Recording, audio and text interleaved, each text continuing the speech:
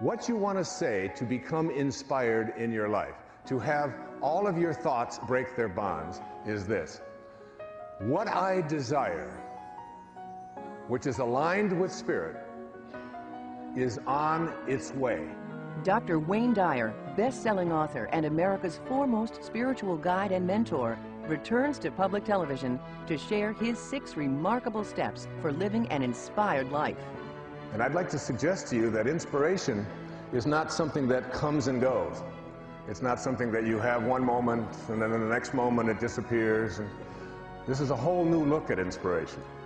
Along with powerful wisdom teachings to unleash your own inspiration, you'll meet 4 individuals whose lives have personally inspired Dr. Dyer. So becoming inspired is really about changing your awareness of yourself. Now, join Wayne Dyer for an extraordinary presentation that promises to transform your life when Inspiration, Your Ultimate Calling airs next.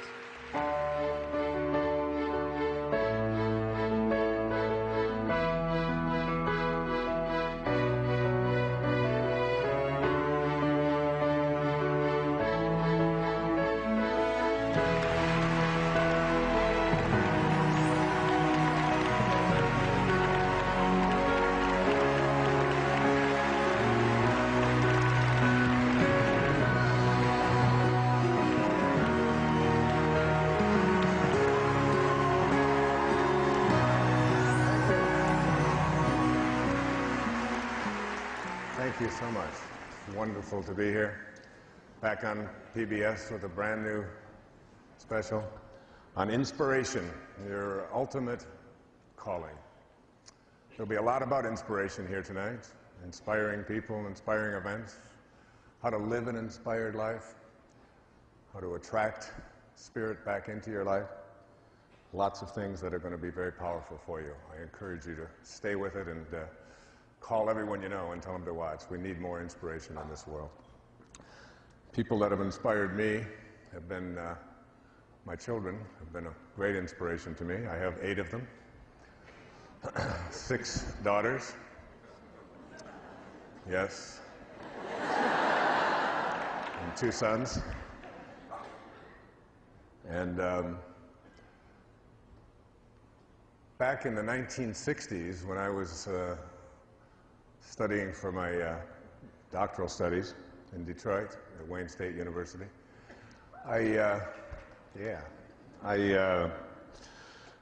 used to listen to music, and a group of kids came over to this country from a little town just outside of London called Liverpool. Some of you may have heard of them. And they used to sing a song, the Beatles did. It was called Will You Still Want Me? Will you still love me? What? When I'm 64, right? And I used to think at that time in my 20s that I didn't really understand that song. Didn't think it would have any meaning at all. I thought no one even ought to be allowed to live that long. So it just didn't resonate to me. But then, lo and behold, it happened to me. Turned around and 64 was here. And I wasn't able to be with my children at the time of that birthday. I was speaking in Durham, North Carolina that night. So I got a package from them with a wonderful card in it for me. And I thought, you know, maybe all of this work that we've done with these children, with my wife and I, and trying to teach them about Spirit and higher consciousness and loving and being close to God and Spirit, was coming true, because they sent me this beautiful card. It said inside of this birthday card is a very special message from God. And I opened it up and it said, see you soon.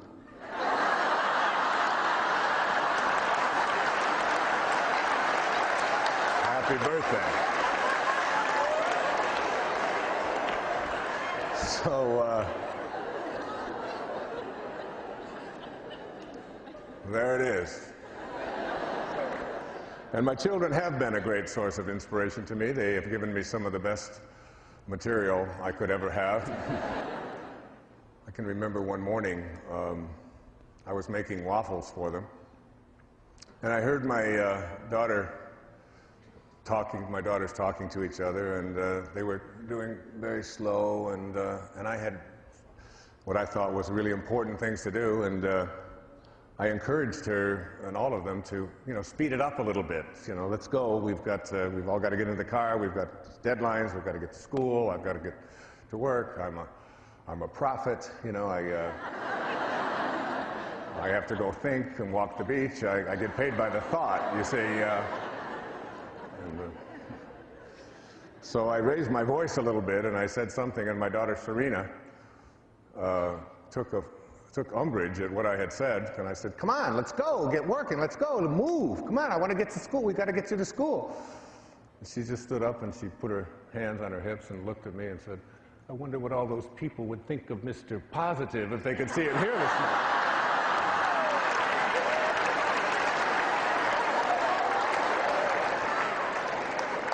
She turned around and looked at her sister, Summer, and said, "Would you buy a book from someone who yells at his 10-year-old child?" I write those down when they...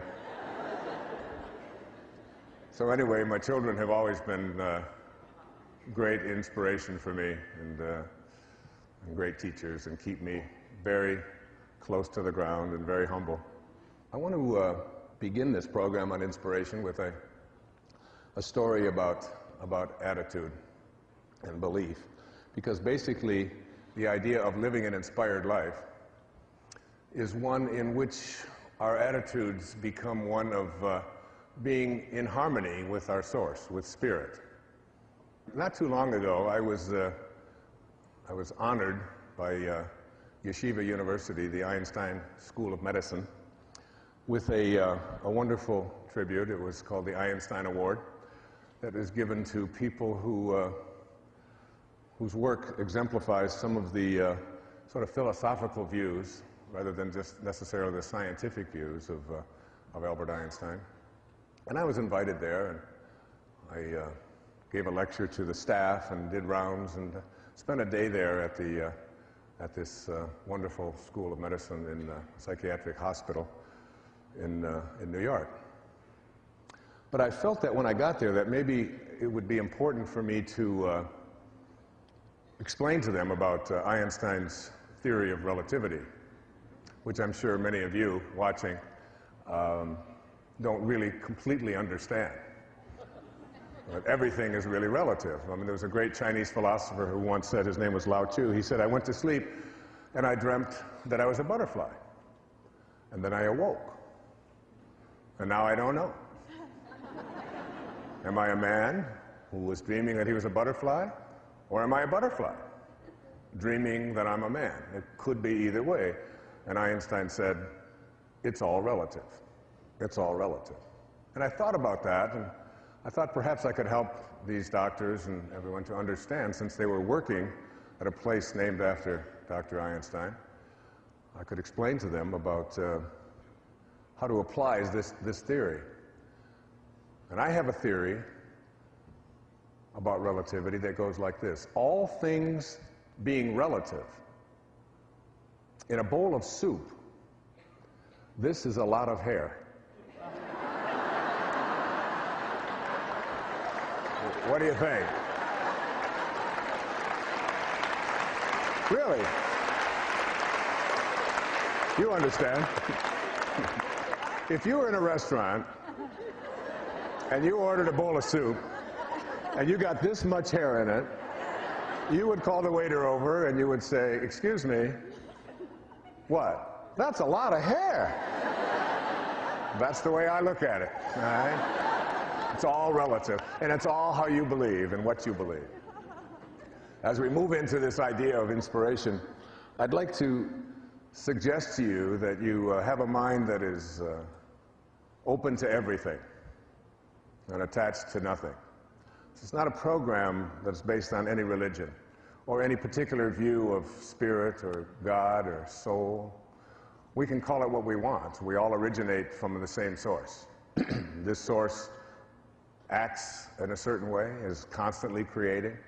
And whether you're a believer in one particular religious persuasion or another, all of us have to agree, even quantum physics teaches us, that we all originate in this divine place of an organizing intelligence.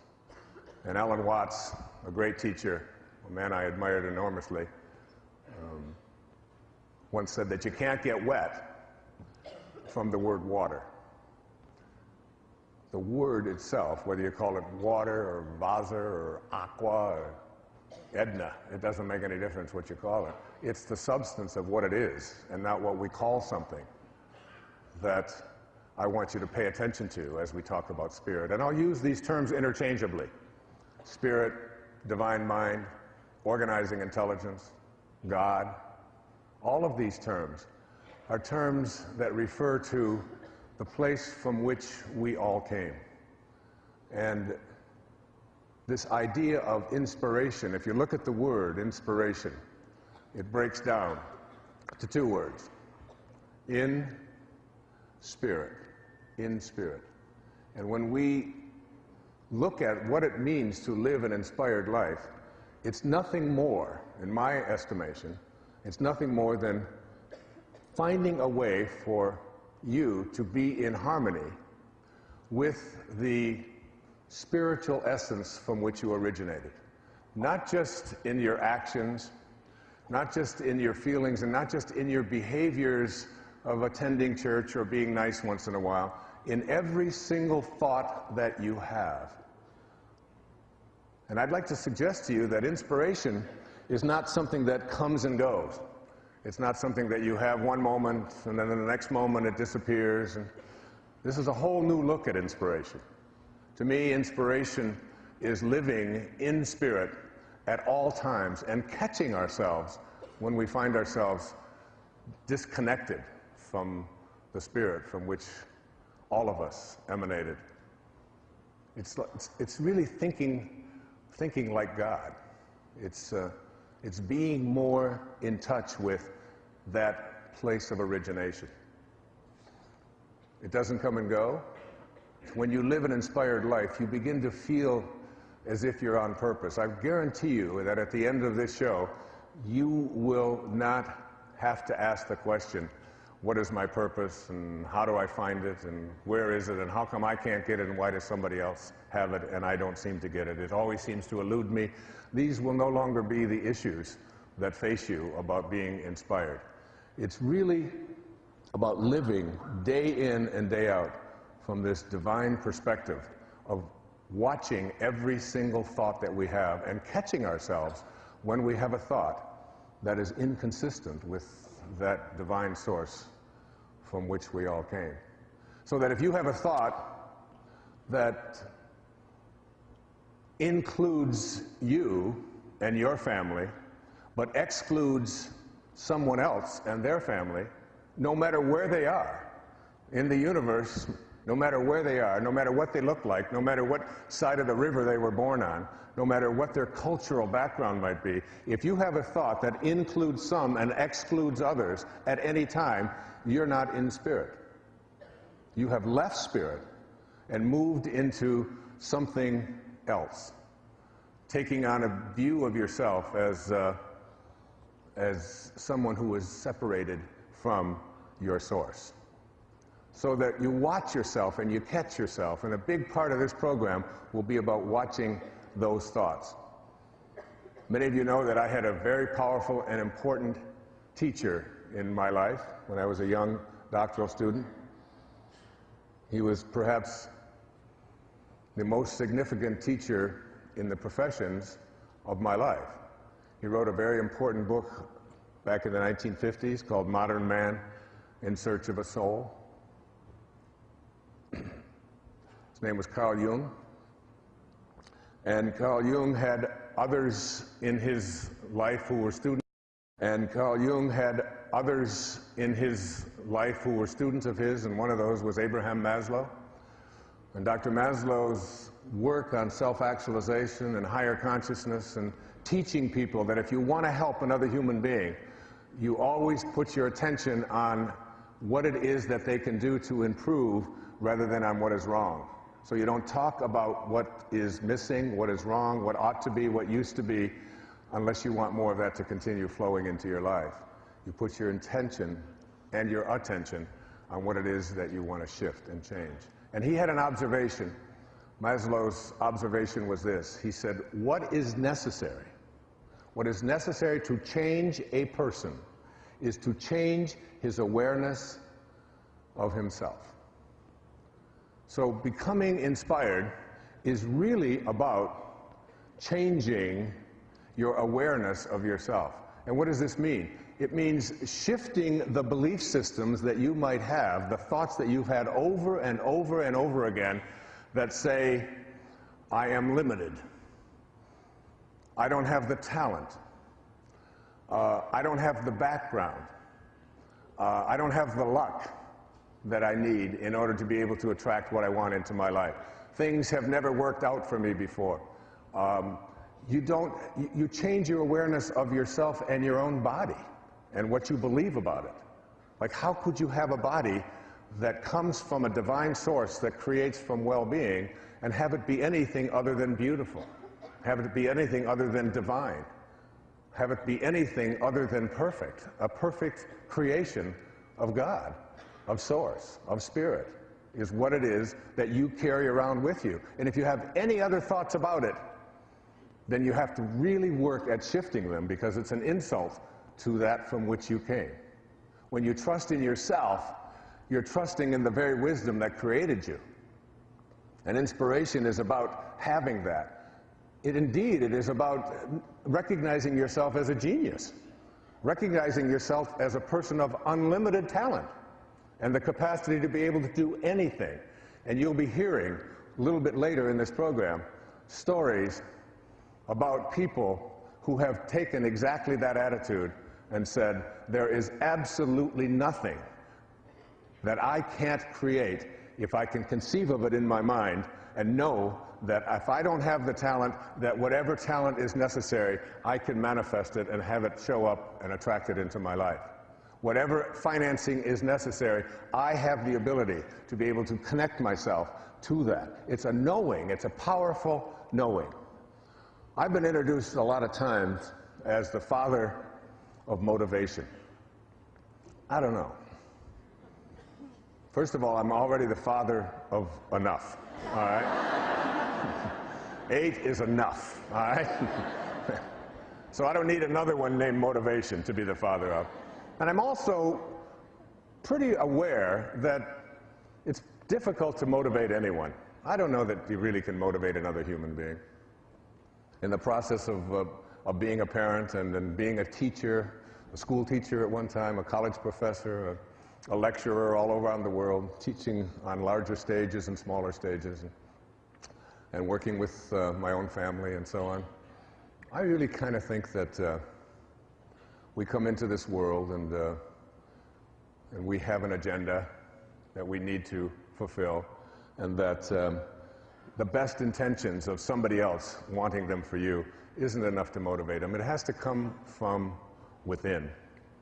And I think you can provide some guidance, and you can provide some motivation, perhaps in the way of encouragement and being a model of what it is that you'd like people to do. But two people can be raised in the very same family and have the identical experiences, and one of them can go one way and one goes completely another way.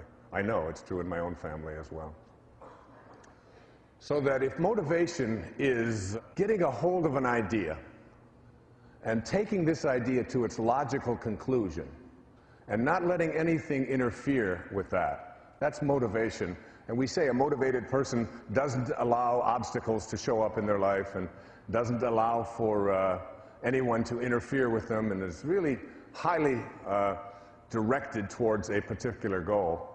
So motivation is getting a hold of an idea and carrying it out. And we want to think of ourselves as motivated, and I think it comes from within. If that's what motivation is, inspiration is the exact opposite. Inspiration is when an idea gets a hold of you and takes you where you were originally intended to go in the first place. It's very different than motivation. The great playwright Arthur Miller Most of you had to read one of his plays at one time or another in high school or in college. Death of a Salesman being, of course, one of the most famous. The Crucible, and so on.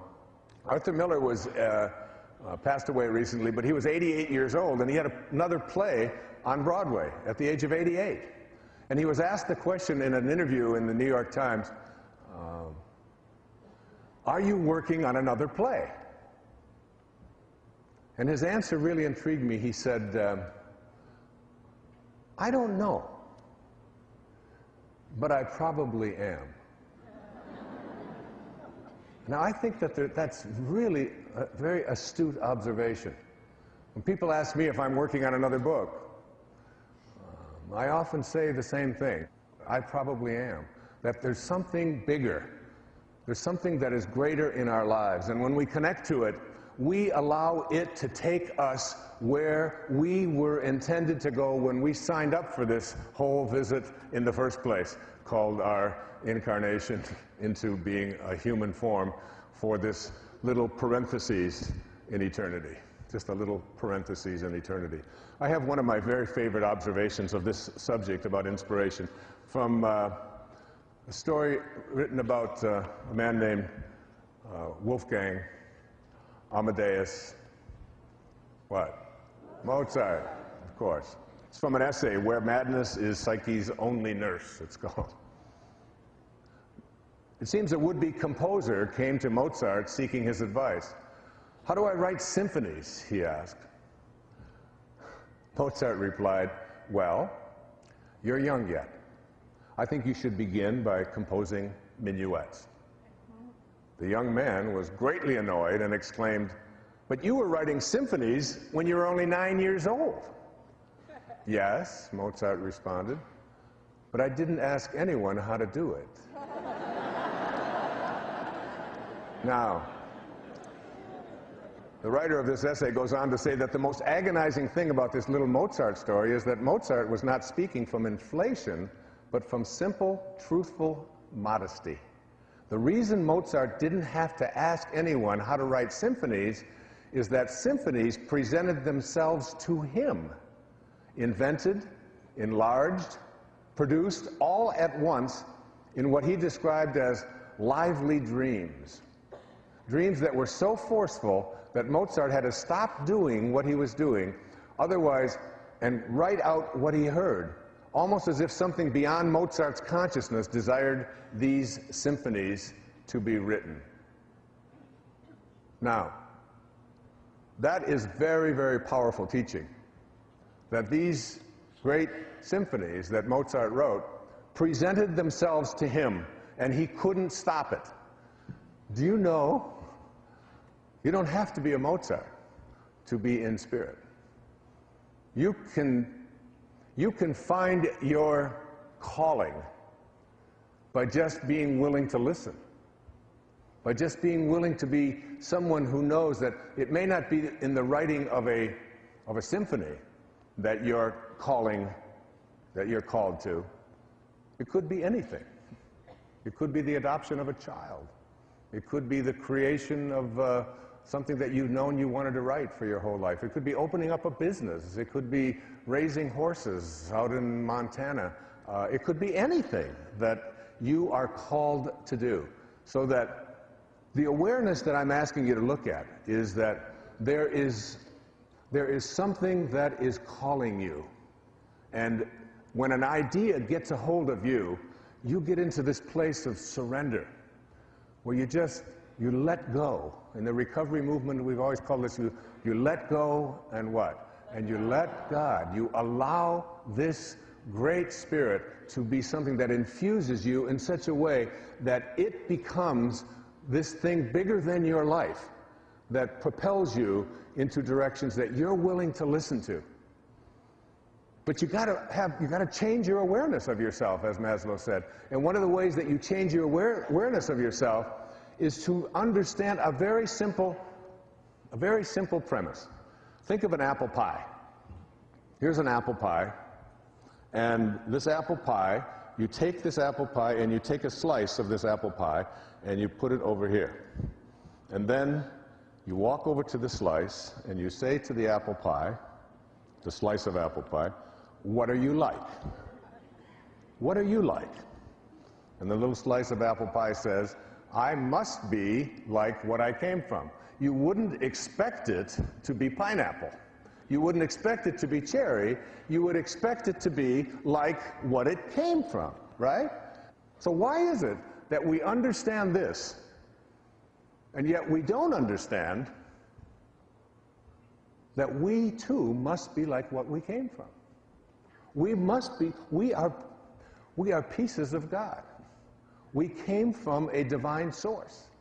We have to trust in our divinity. We have to understand that we are not this package of bones and skin encapsulating, these internal organs, that's not who we are. That's what we call the false self. It's an illusion. That who we really are is what we came from. And what we came from is eternal, it's infinite, it's kind, it's unlimited, it excludes no one. So that if we understand that we are really here as spiritual beings, just having a human experience, not the other way around. We're not human beings having a spiritual experience. It's the other way around. Our essence is our greatness, what we came from. We must be like what we came from. I've just taken up this new practice. It's called yoga.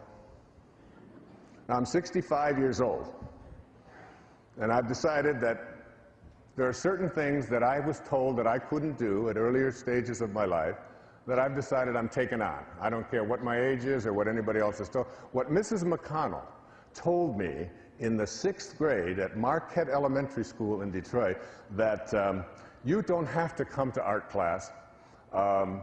It's really not for you. You can go dribble basketballs maybe, but you don't want to come to art. This is because she saw some of my stick drawings that I was pretty proud of. And then there was Mr. Tubbs at Denby High School in Detroit, who, when I turned in my first drawing in drafting class, I didn't even know what drafting was. I just signed. They threw me in there because the school was so overcrowded. It was my elective, and I turned in my first drawing, and he asked me the question, "Do you have a little sister?" Like in the 3rd grade, because she perhaps is the one that did this way. That was my whole view of my artistic ability. I'm out there painting now. I'm doing painting. And I'm also doing yoga, all right?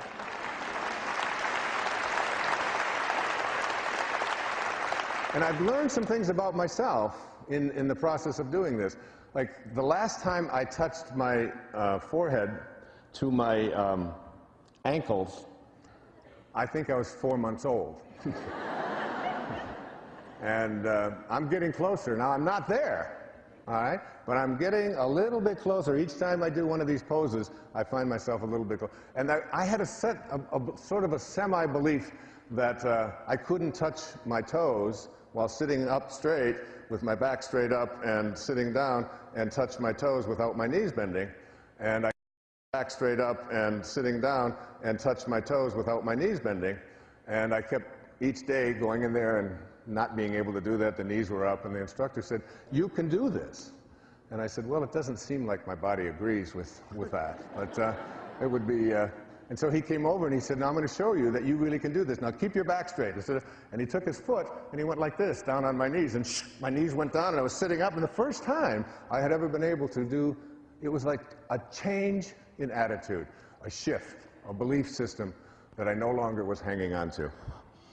And that's what we have to do. It doesn't matter what your age is. It doesn't matter what your beliefs have been. It doesn't matter what other people have tried to convince you of in the past. When you move into spirit and have a knowing that I have the capacity to be able to do this, you leave behind the false self. And the false self is really nothing more than this ego. Look, you came from a divine place that is unlimited, that says you can be anything you put your attention on. And then you bought into a whole series of beliefs that were handed to you by very well-meaning people attempting to convince you that you had limitations, that you couldn't do this, that this wasn't possible. And I'd like to suggest to you that you took on something called an ego. E-G-O, an ego. You came in from divinity, you came in from a place of unlimited, you show up and you edged God out. E-G-O. And when you edge God out, it doesn't mean that you're sacrilegious, it doesn't mean that you're not a moral person. It means that you take on a belief system that says, who I am is no longer this infinite divine being who can step outside and observe this body and believe that he can make it do whatever I put my attention on and use it to have the same powers that is spoken about in the New Testament. Even the least among you can do all that I have done, and even greater things. It's within each and every one of us, except that we bought into an idea that who we are is what we have, who we are is what we do, who we are is what other people think I am, who I am is separate from everybody else, who I am is separate from what I would like to attract into my life, and who I am is separate from my source. And we believe in this separation, and we believe in this identity that who I am is what I have. So we start accumulating. We accumulate and accumulate and accumulate. The problem is that when you stop accumulating, and if who you are is what you accumulate, then you have no value as soon as your things start to disappear, as soon as they wear out, as soon as somebody else takes them, as soon as the government taxes them, as soon as any number of things. Who I am is what I do. If you no longer can do, then you aren't. You no longer exist. Who I am is my reputation, and we raise our children often to believe that what's most important is what other people think of you. Fit in. Do what you've been told to do. Do what the crowd does. Follow the herd. And you know what happens, what you step in when you follow the herd. So we take on all of these sort of false ideas, and we have a tendency to believe them. And inspiration is moving back into spirit, and it's moving back into spirit in such a way that you no longer accept yourself as anything other than divine.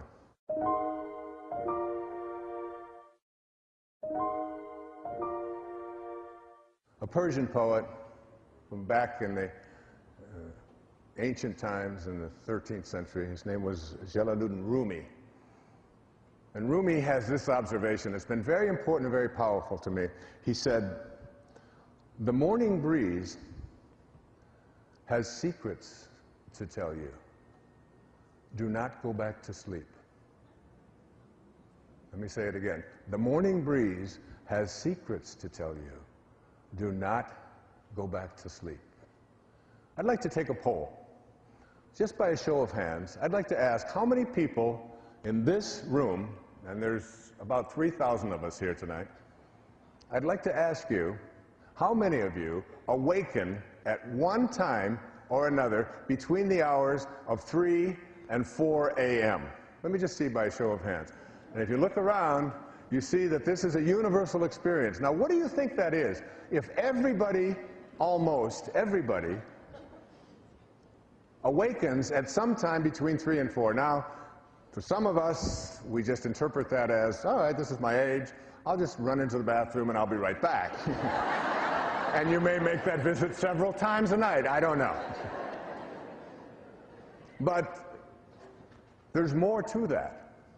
And I'd like you to, now of all of those people who raised their hand at this idea that you awaken sometime between 3 and 4 a.m., how many of you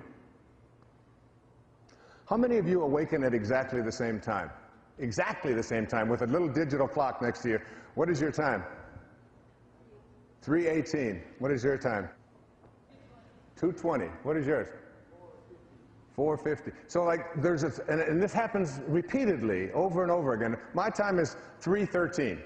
I awaken at 3:13 night after night after night. I look over, I've got this little clock. It's not an alarm clock, it's just a little digital clock.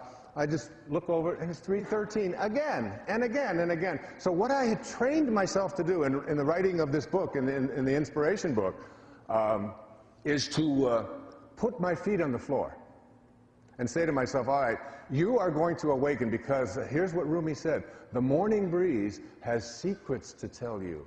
Do not go back to sleep. Do you realize that between 3 and 4 o'clock in the morning, in the middle of the night, this is the time when you're closest to your source? This is the time when it's the quietest. It is the time when it's the most peaceful, when there are the least distractions. And of course, in Miracles, it says the memory of God comes to the quiet mind. It cannot come where there is conflict.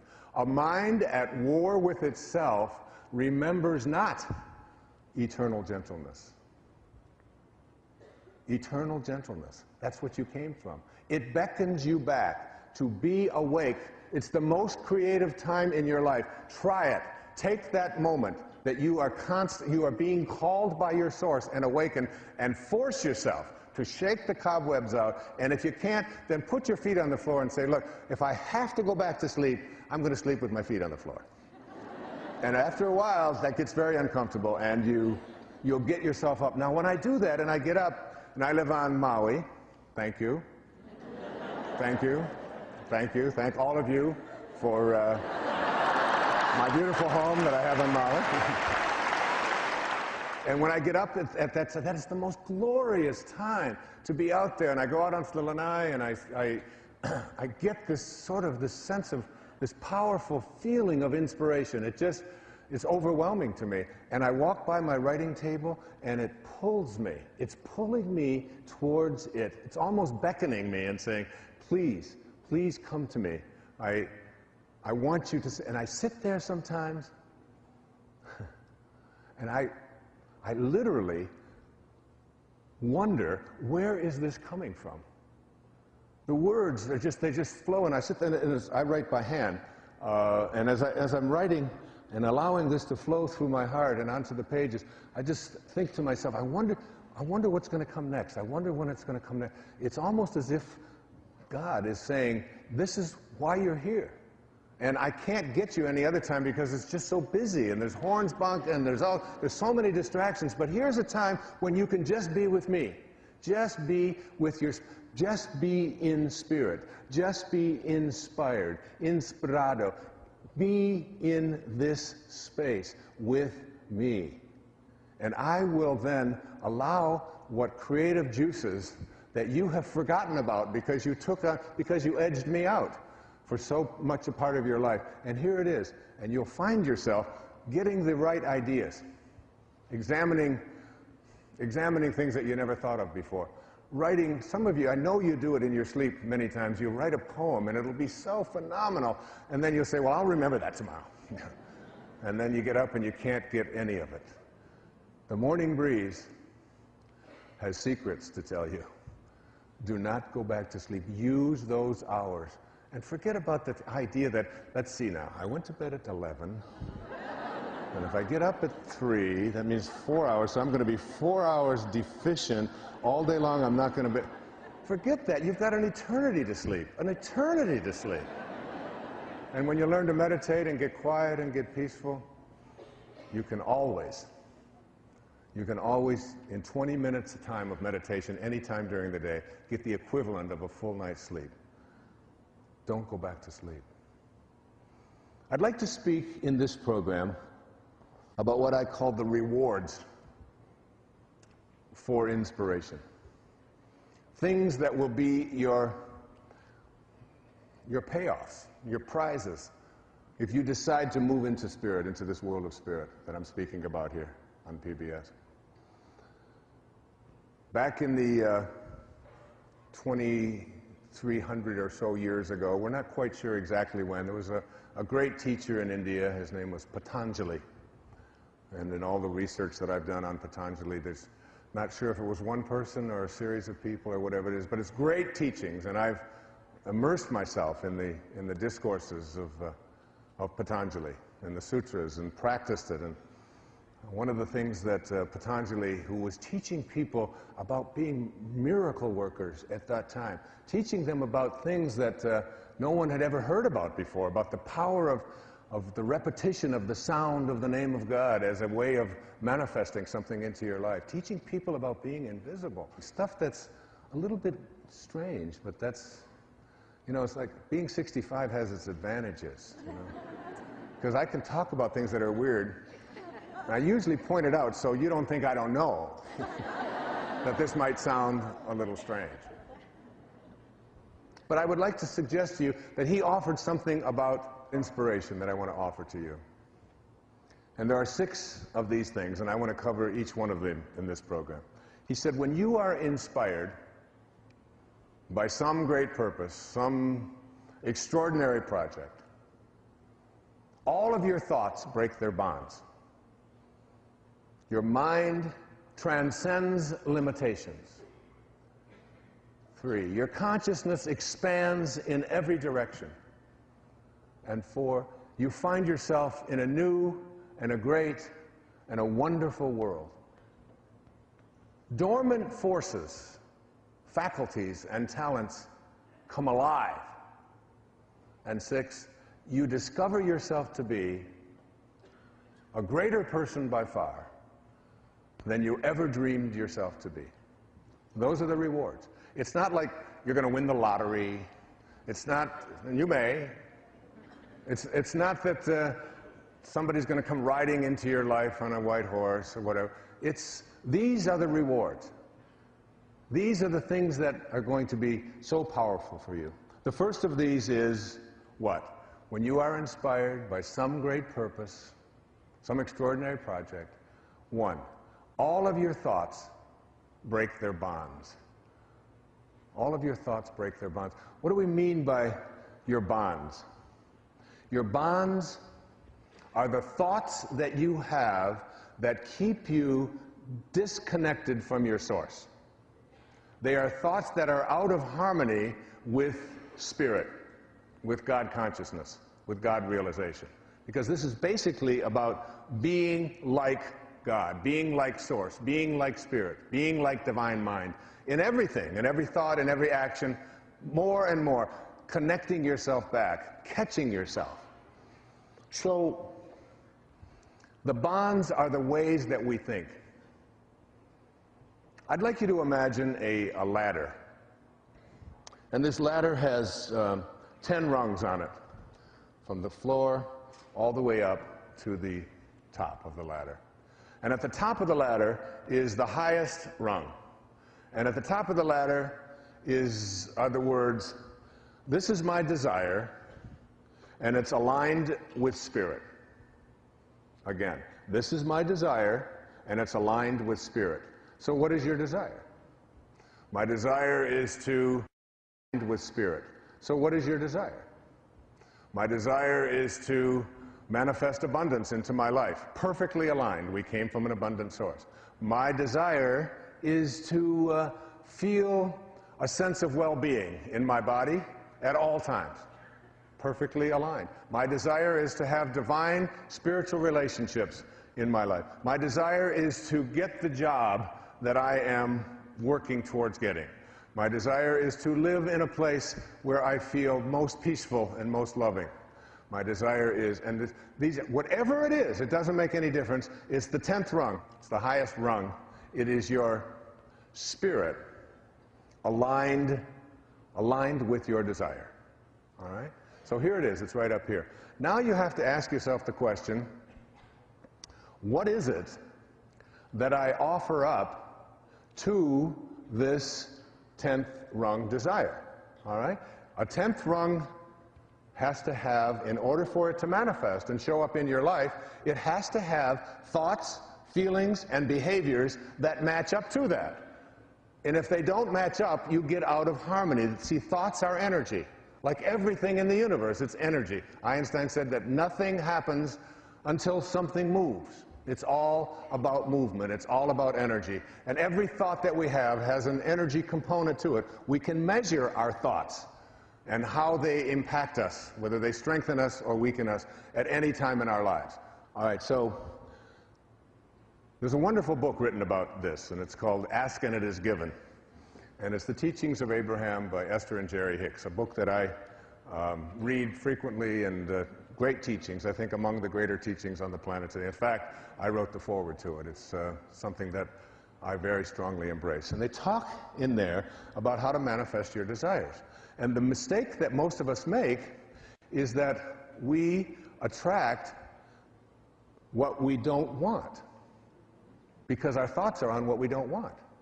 or we continue to attract what's missing in our life. We're not at number 10, we're at about number 3. And what are some of these on these lower rungs? It probably won't happen. It's very difficult. These kinds of things have never happened for me before. I don't have this kind of luck. We've got the wrong people in the White House. The economy is bad. I don't have the ability to make it happen. I don't really believe it's possible. I was on the plane with someone flying across the country. Lovely lady, and she was a photographer. And I said, we got talking about photography and all. And I said, do you like photography? She said, yeah, I do weddings and all of that. And I said, well, how are you doing at it? She said, well, I'm never going to get rich at it. And I said, would you like to get rich? She said, well, of course. Who wouldn't want to be rich? We all want to have abundance in our life, of course that. I said, so let me see if I understand this. You want to attract being rich into your life, and your thought about it is that it'll never happen. So what do you think you're going to attract? You're going to attract, it'll never happen. And that very simple little example, it's an innocuous example. She was a very bright and intelligent lady. It wasn't about that. It's about what kind of energies we have within ourselves that we offer to what our desires that are aligned with Spirit in order for them to manifest. And every thought, if you have a second wrong thought that it probably won't happen, it's not likely, it's never happened before, it's just not the way it works for me, it's always been missing. As long as you think like that, and you're in a universe that operates on this law of attraction, you will continue to attract it. A man named Albert Einstein, who I've spoken about before, theory of relativity, in a bowl of soup. This is a lot of hair, remember? One of his most important observations was this. He said, every single person in the universe has to make the most important decision of their life, which is, do I live in a friendly universe, or do I live in a hostile universe? That's it. Now, if you believe that you live in a friendly universe, then you will begin looking for a universe that cooperates with you in order to manifest what it is that you want to bring into your life. You'll be looking for evidence that what it is that you are seeking is coming towards you. If you believe you live in an unfriendly, hostile universe, you will take a different position. You will believe that these kinds of things are not going to be attracted to me, and you'll start with this whole notion that you'll become one of those people who are always looking for occasions to be offended. And there's no shortage of occasions to be offended, and there's no shortage of these people. I mean, all you got to do is look at somebody who's tall, somebody who's short, somebody who speaks with an accent, somebody who wears their hair in a certain way, somebody who has jewelry that you don't, whatever it might be.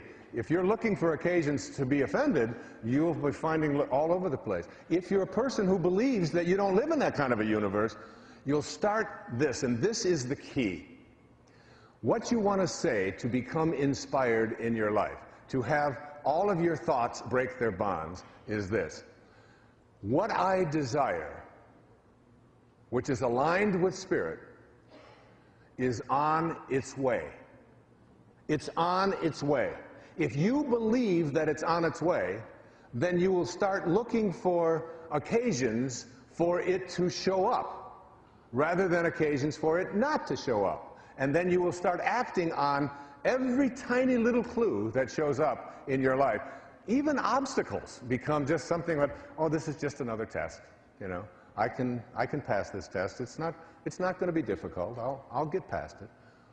And you can not bog yourself down in all the reasons why something won't work. Instead, you make the shift. It's on its way. I desire it. There's nothing for me to fuss about. There's nothing for me to worry about.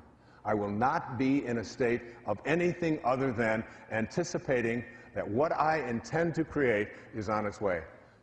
One of the people in my life that demonstrates this quality over and over again is my beautiful daughter, Sky, one of my beautiful daughters. And I asked her to write the theme for this program. I called her one morning. I think it was about 3:13. I was on Maui and she was in Florida. And I said, honey, You Inspire Me is the title.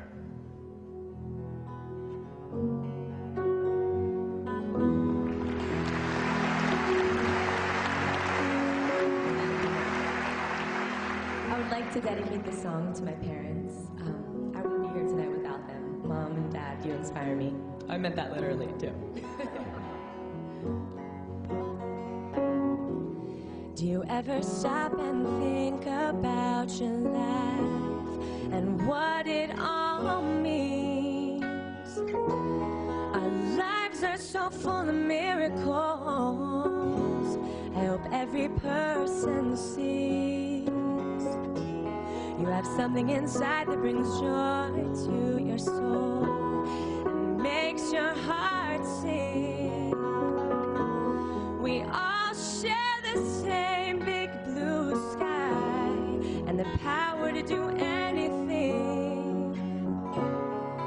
You inspire me to be everything that I desire, and everything I do is to be in touch with you. In every day of my life I dream a little higher, and it all comes back to you and how you make me so inspired. We all have a choice to feel love deep within us, the freedom to hear our own voice, and the chance to make our path in life a little clearer. Oh, you inspire me to be everything that I desire, and everything I do is to be in touch with you.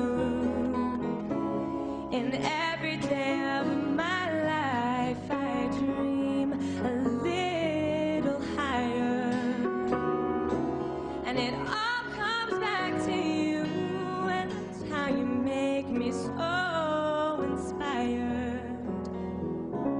Do you ever stop and think about your life?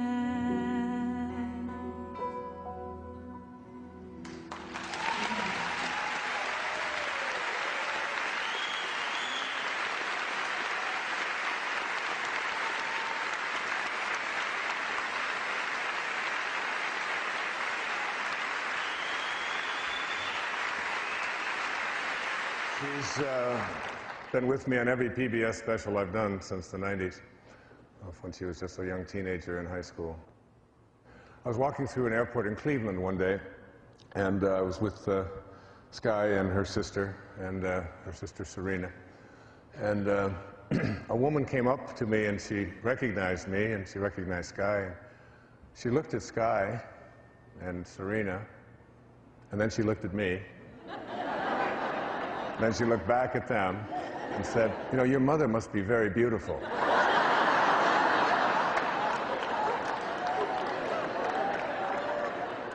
And the truth is, she is in every way. And there she is.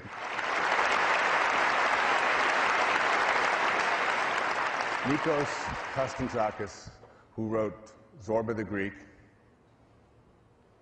and who wrote The Last Temptation of Christ, and who wrote, I think, the definitive novel, biography of St. Francis of Assisi, said that when you passionately believe in that which doesn't exist, you create it.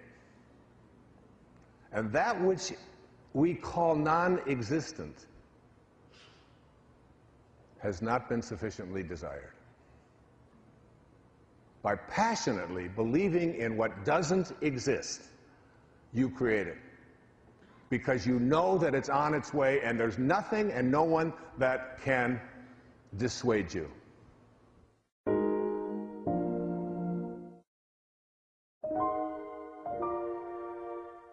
I'd like to go into the second of these rewards that you'll get. Your mind transcends limitations. Now that's a little bit different than all of your thoughts breaking their bonds. Your bonds are thoughts. Your mind transcending limitations means that you enter into the field of all possibilities. And in the field of all possibilities, that leaves nothing out. And in leaving nothing out, it means that you begin to see yourself, when you move into spirit, as unlimited in the exact same way that you were before you showed up. Unlimited. So you want to know what this spirit looks like? You want a picture of this spirit? Take a look. Take a look.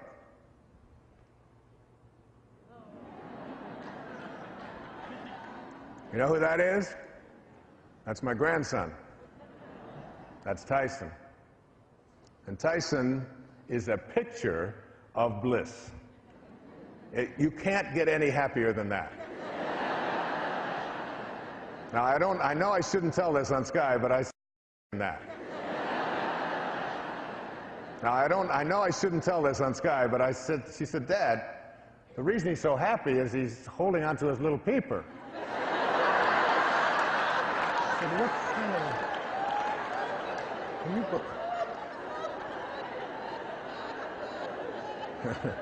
Well, anyway, if you ever wonder what spirit looks like, take a look at that and know that that's you. That's what you came from. That's just a few months old little baby that came from that blissful, perfect, beautiful place. Your mind transcends limitations. What does it mean? In a little village south of Ottawa, in Canada, there was a young boy who went to school one day, and his teacher began talking about children in Africa who didn't have drinking water. Now, he was 6 years old, and they said in the classroom that if you raised $70, that's all it would take is $70, and we could create a well in a village in Africa for $70 so that they didn't have to drink dirty water. And something happened to the spirit of this young man, 6 years old, first grade in school, and he decided, he went home to his mom, Susan, and his dad, and said, I want to build a well in Africa. And they just thought, well, he's 6 years old, he's a cute little boy, right, you're going to build a well. Well, he said, no, I really mean it, and it stuck with him. It was so powerful. It was powerful because there's nothing more powerful than an idea whose time has come. When an idea's time has come and it resonates within you and you stay connected to it, it can't be stopped. And the little boy he said, can I do extra chores and raise money? And he did. He did vacuuming. He worked around the house, he raked the leaves, he did whatever it is that he could, and he got a little extra money here and a little extra money there. And finally, after some time, he was able to put together $70. And he went to the school, and they went down to the place that had given this information, and they found out that it took a lot more than $70. It was misinformation, that it really costs $2,000. And he said, then I'll do more chores. Because he knew that this is a world that is friendly. not a world in which you give up when you have a simple little obstacle like that. And he began to do more, making lemonade, whatever it was that he had to do. And he worked, and he worked, and he got his friends to work, and he got the neighborhood to work, and he got his parents involved in it. And he raised $2,000. His name is Ryan Hurljack. Well, that's just the beginning of the story, because as it turned out, he sent the money to this place in Uganda, this little village, and they built a well. And they invited Ryan and his mother to come to Africa and speak to the children of this village. As a young boy, he was now, I think, 7 or 8 or 9, I'm not sure of the exact details. And he went over there, and he began to give talks. And the people welcomed him there. And they were so grateful for this boy who had such a vision that he would bring drinking water to people who had dirty water that they had to drink. And he was so touched by it that they named the well after him, and they named a day after him, Ryan's Day. And they created a documentary about this little boy. It's called Ryan's Well. Well, today, that little boy has raised over $1 million for water to be brought to the villages of countries in Africa where they didn't have it before. $1 million. He lectures all over the country, the United States and Canada. He's in great demand. And when he got there, he had a little boy that was so connected to him that they were pen pals. His name was Jimmy. And it turns out Jimmy was an orphan. And Jimmy got himself into some difficulty after Ryan left and went back to Canada. And Jimmy was captured by rebels and was going to be either killed or trained to be a killer. And he had a friend who contacted the Hurljacks back in Ottawa, and Jimmy was brought back through all kinds of wonderful channels that were worked together. And he became his brother, and they adopted this wonderful boy as their son. And that young man, when I saw the movie Ryan's Well on the Spiritual Cinema, I said, I want him in my audience because he inspires me. And I sent it home because I was working on the book, and I told Marcy, I said, I want every one of my children to watch that and know there's nothing that can stop someone who believes that they can create something if that idea is within them. And there he is right there, my friend, Ryan Hurljack, and his mom, Susan, and Jimmy. Stand up. Let the world see you. Susan? Jimmy.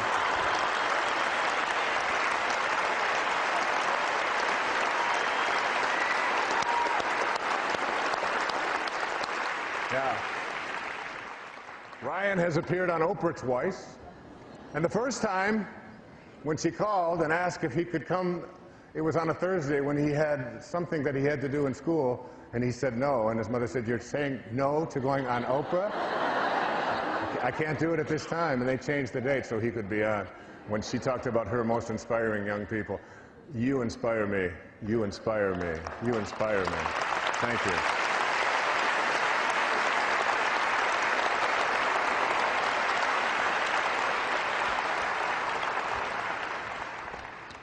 On the 6th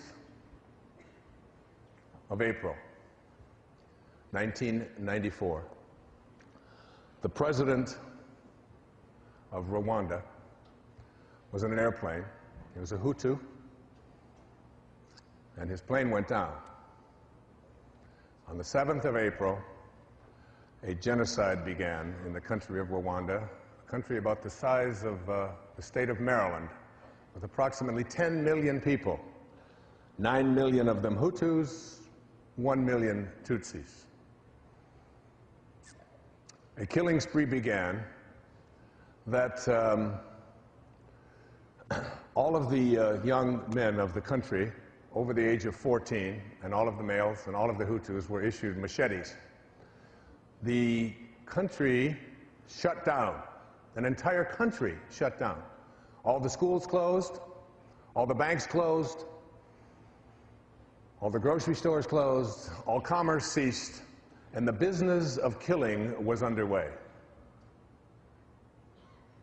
People were being killed by the thousands in the streets and in the villages of this country, throughout the country. And those of you who saw Hotel Rwanda have just seen a little tiny sliver of it.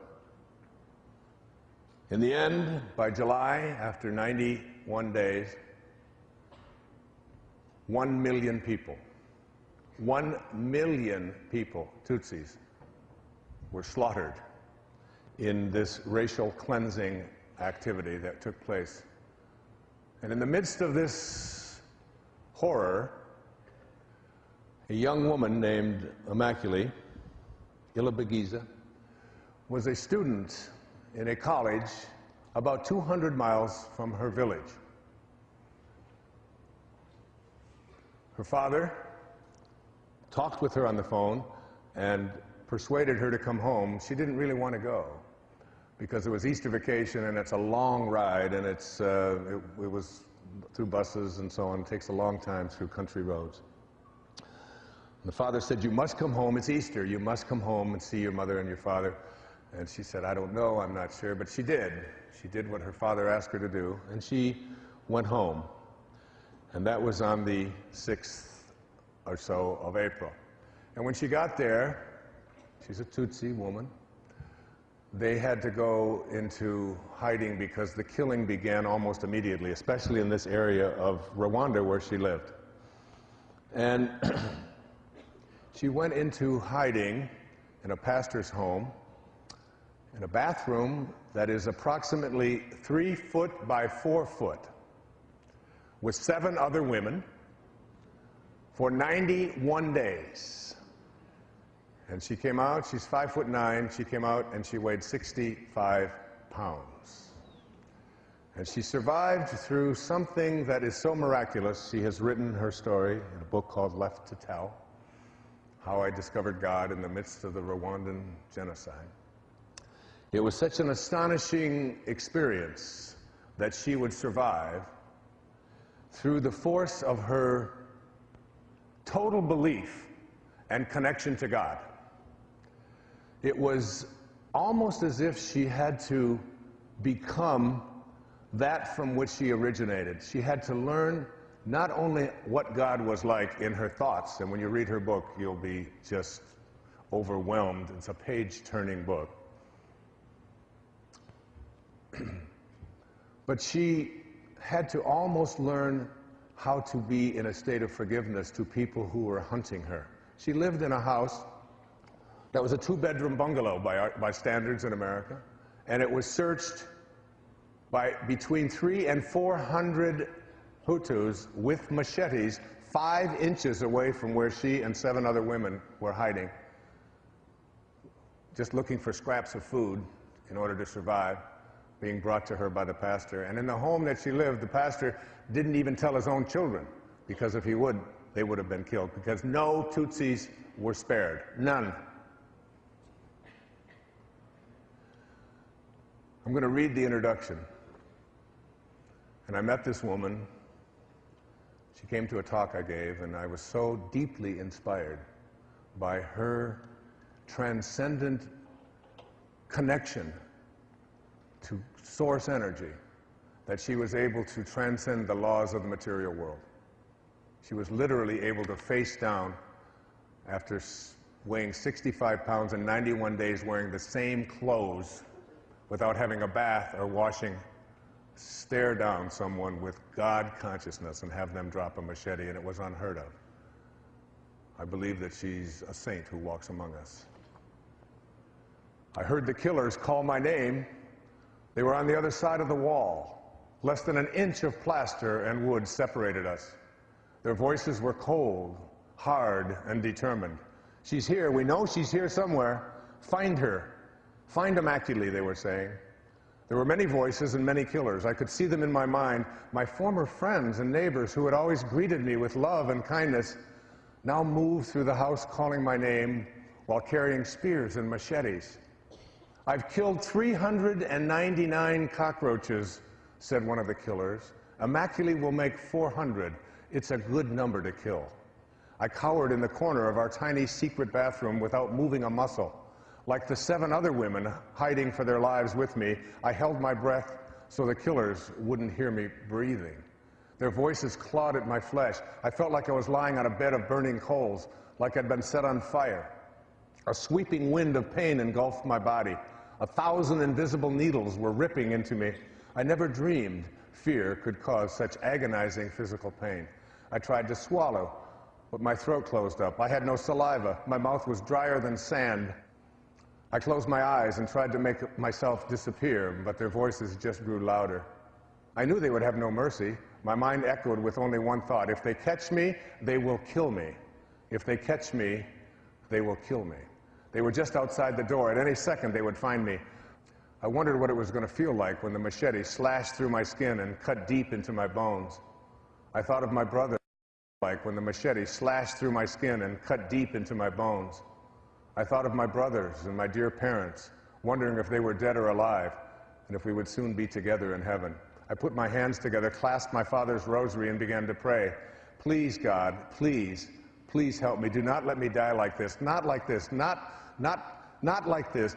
Don't let these killers find me. You tell us in the Bible that if we ask, we will receive. Well, God, I'm asking. Please make these killers go away. Please don't let me die in this bathroom. Please, God, please." The killers moved from the house, and we all began to breathe again.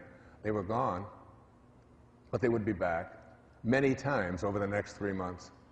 I believed God had spared my life, but I would learn over the next 91 days, as I hid trembling in fear with 7 women in a 3-foot by 4-foot bathroom, that being spared is much different than being saved. But I did learn it, and it was a lesson that has forever changed me. A lesson that in the midst of mass murder taught me how to love those who hated and hunted me, and how to forgive those who slaughtered my family. My name is Immaculate Ilibagiza, and this is the story of how I discovered God during one of history's bloodiest genocides. Ladies and gentlemen, please welcome Immaculate Ilibagiza to the stage.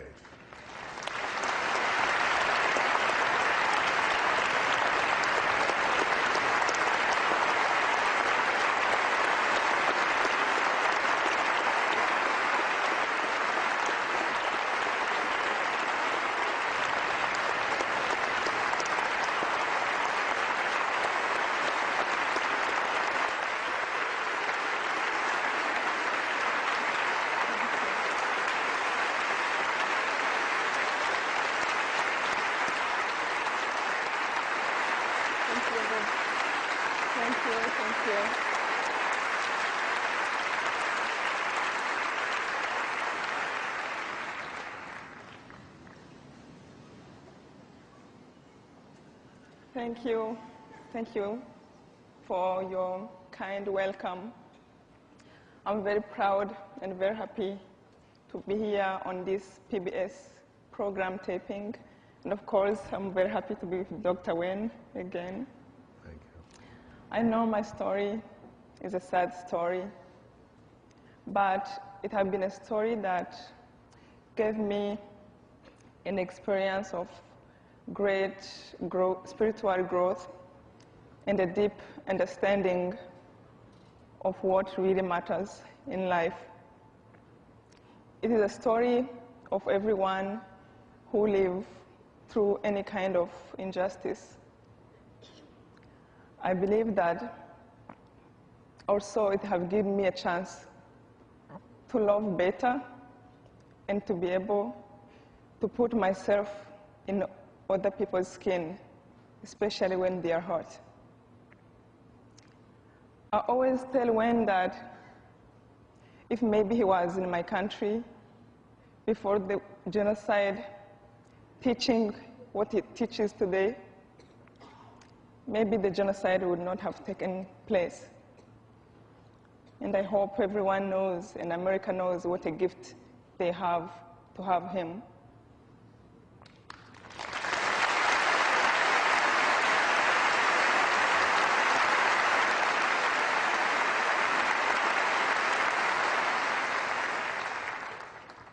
sitting down in deep silence of that bathroom for 3 months and being hunted to be killed every day through the worst time of my life, I didn't know that I was about to discover the greatest source of joy in my own heart, which was God inside.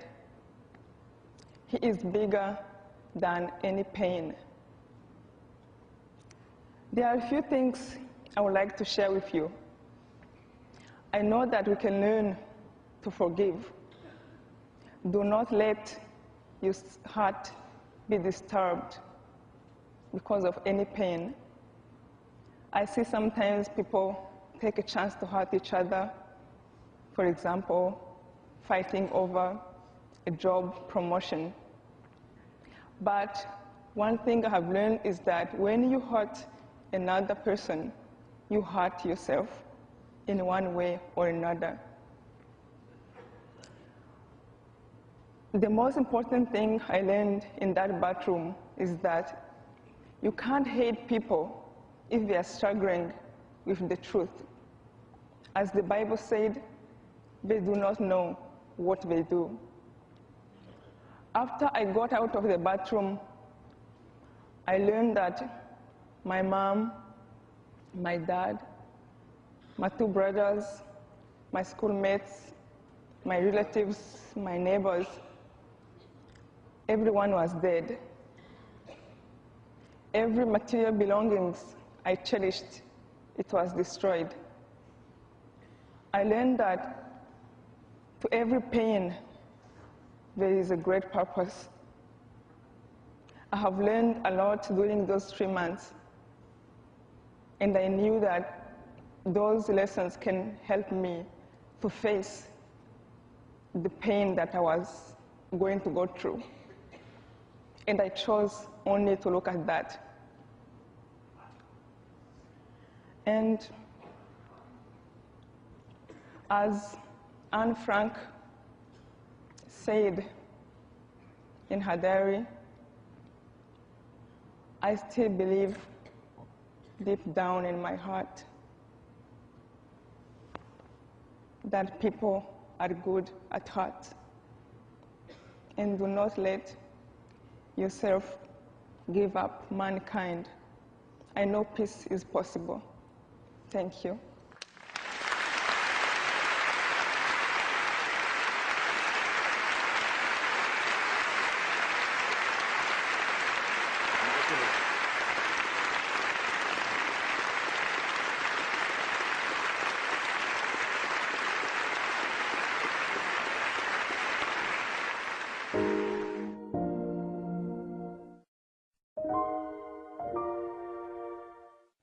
The third of these rewards for reaching an inspired life is that your consciousness expands in every direction.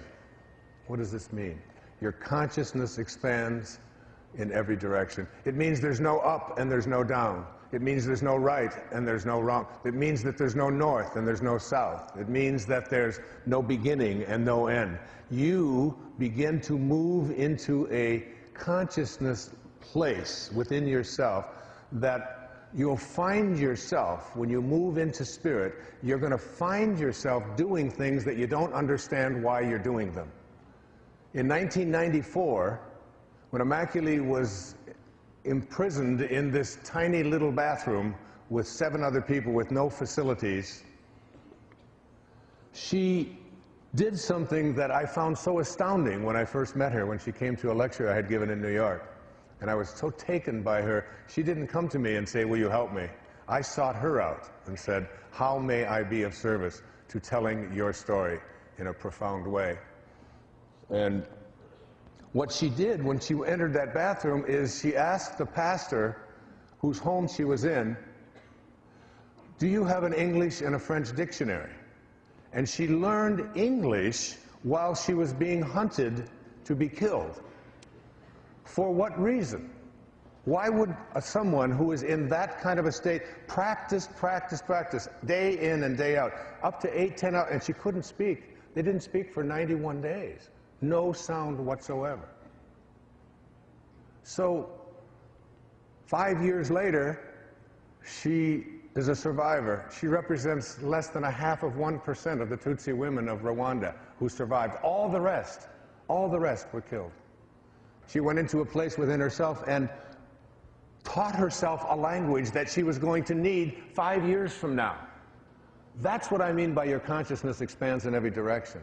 And then 5 years later, in 1999 or 2000, she had when she was here in America on an asylum visa, married, living out on Long Island, has 2 children, is assimilated into our culture, is a great spokesperson for transcending hatred on the planet.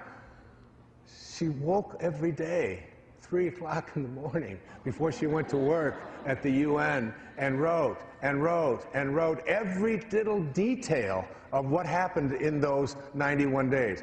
150,000 words she wrote and gave that to me 5 years after that. And I said, Immaculée, it's wonderful, but your native language is Kinyarwanda, your second language is French, your third language, you know, so we got help in helping her to convert it into language that would be. But how did she know in 1994 that she was going to be in America and coming up on a stage like this and talking to our country in a language that is her third language? How did she know that? Your consciousness expands in every direction. When you have an inkling, when you have, like Ryan, when you have a feeling within you that this is something that you have to do, that you can't be stopped from doing it, the whole world changes. And you start, and you listen to it. And you find yourself, if someone hands you a book, and then someone else talks about that book, and then someone else mentions it, and then you see the author on television, and all of a sudden you start saying, wait a minute, I've got to listen to this. I am being directed. I'm being called. I trust in this. I totally, completely trust. Your consciousness expands in every direction when you enter the world of spirit, and you get yourself pulled in these directions, and you allow yourself to be pulled in that way. That's what I mean by your consciousness expands in every direction. Nothing is impossible. And whatever you find yourself doing, that's what you allow yourself to do and what you allow yourself to be. There's a great quote, again, by Rumi. He's just one of the greatest. Every tree and plant in the meadow seemed to be dancing. Those which average eyes would see as fixed and still. That's what happens when your consciousness expands in every direction. You see, you understand the Tao. The Tao is like it's the silence between the notes that makes the music. It's the space between the bars that holds the tiger. You're a sculptor and you sculpt yourself a vase. And what do you think makes the vase? What makes the vase is not the tile, and it's not the substance of the material. It's the inner space within there that is surrounding it. Without that inner space within, there can be no vase. And without that inner space within you, there's no you. You're not skin and bone and all that. You are, that encapsulates an inner silence, an inner place that is totally and completely yours, uniquely yours. Your consciousness expands in every direction. When you do, you start practicing things like kindness, where judgment was before. I've often said that when you have a choice to be right or to be kind, just pick kind. Why? Because it's more closely aligned with your spirit. You begin to exude something called love. You feel it for everyone. Believe it or not, at the end of Immaculée's book, she goes to the prison where the people who were her killers, one was her mathematics teacher. And what happens is that you begin to embrace a kind of love even for the people who would do such harm to you. And I'm telling you, that's what saved her. You'll see that when you read it. That's what saved her. The ability to go to that place within, that place of forgiveness. As Mark Twain said, forgiveness is the fragrance that the violet sheds on the heel that has crushed it. Powerful thinking. You become an instrument of truth. You become powerful thinking. You become an instrument of truth. You become someone who listens. You become someone who is God realized. Okay? Your consciousness expands in every direction. I want to tell you something that I think will be very, very helpful to you. I want you to think about the troublemakers in your life. I want you to think about the troubled ones in your life. I want you to think about the ones in your life that are hooked on drugs. I want you to think about the ones who don't cooperate, the ones who don't fit in, the ones who perhaps are disrespectful, use language that you don't approve of, use substances that you find difficult, people that perhaps you work at. But mostly, I want you to think about people like that in your family. Now, I know that you think it's always somebody else, but they're thinking of you.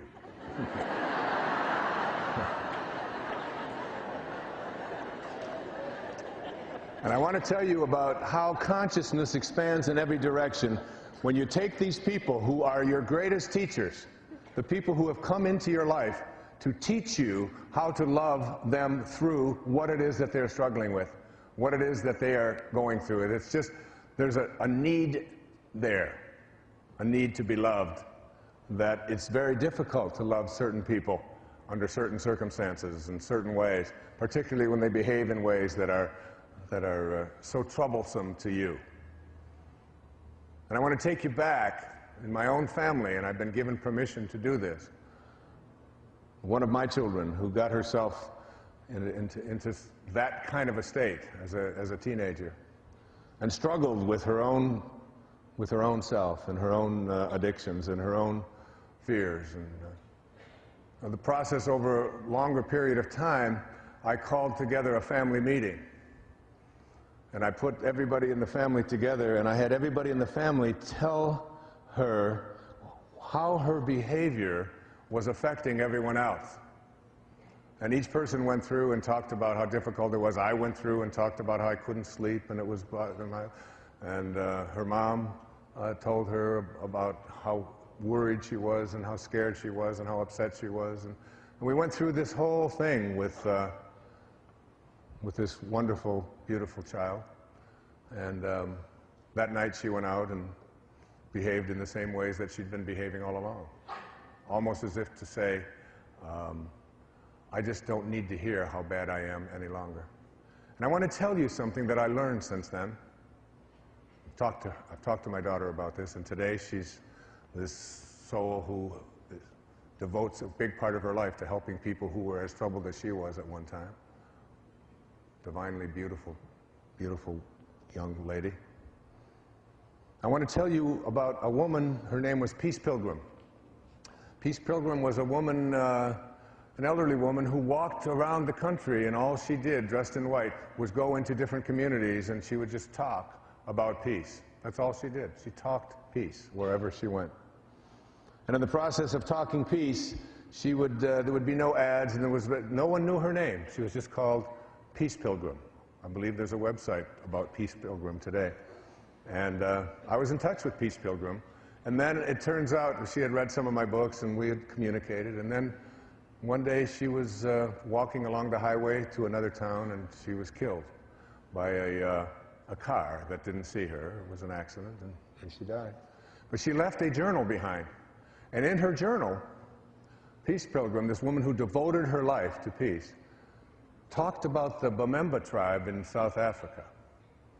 And I want to share this with you because this could be one way of returning spirit to the place in your home where there's emptiness, where there's hurt, where there's pain, where there's fear, where there's anger, where there's worry.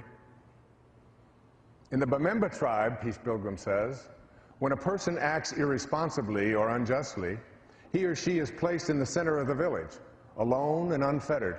All the work ceases. The entire village gathers around the accused individual. Then each person of every age begins to talk out loud to the accused. One at a time, each person tells all of the good things the one in the center ever did in his or her lifetime. Every incident, every experience that can be recalled with any detail and accuracy is recounted. All positive attributes, good deeds, strengths, and acts of kindness are recited carefully and at length. No one is permitted to fabricate, to exaggerate, or to be facetious about the accomplishments or the positive aspects of the accused person. The tribal ceremony often lasts several days, not ceasing until everyone is drained of every positive comment that can be mustered.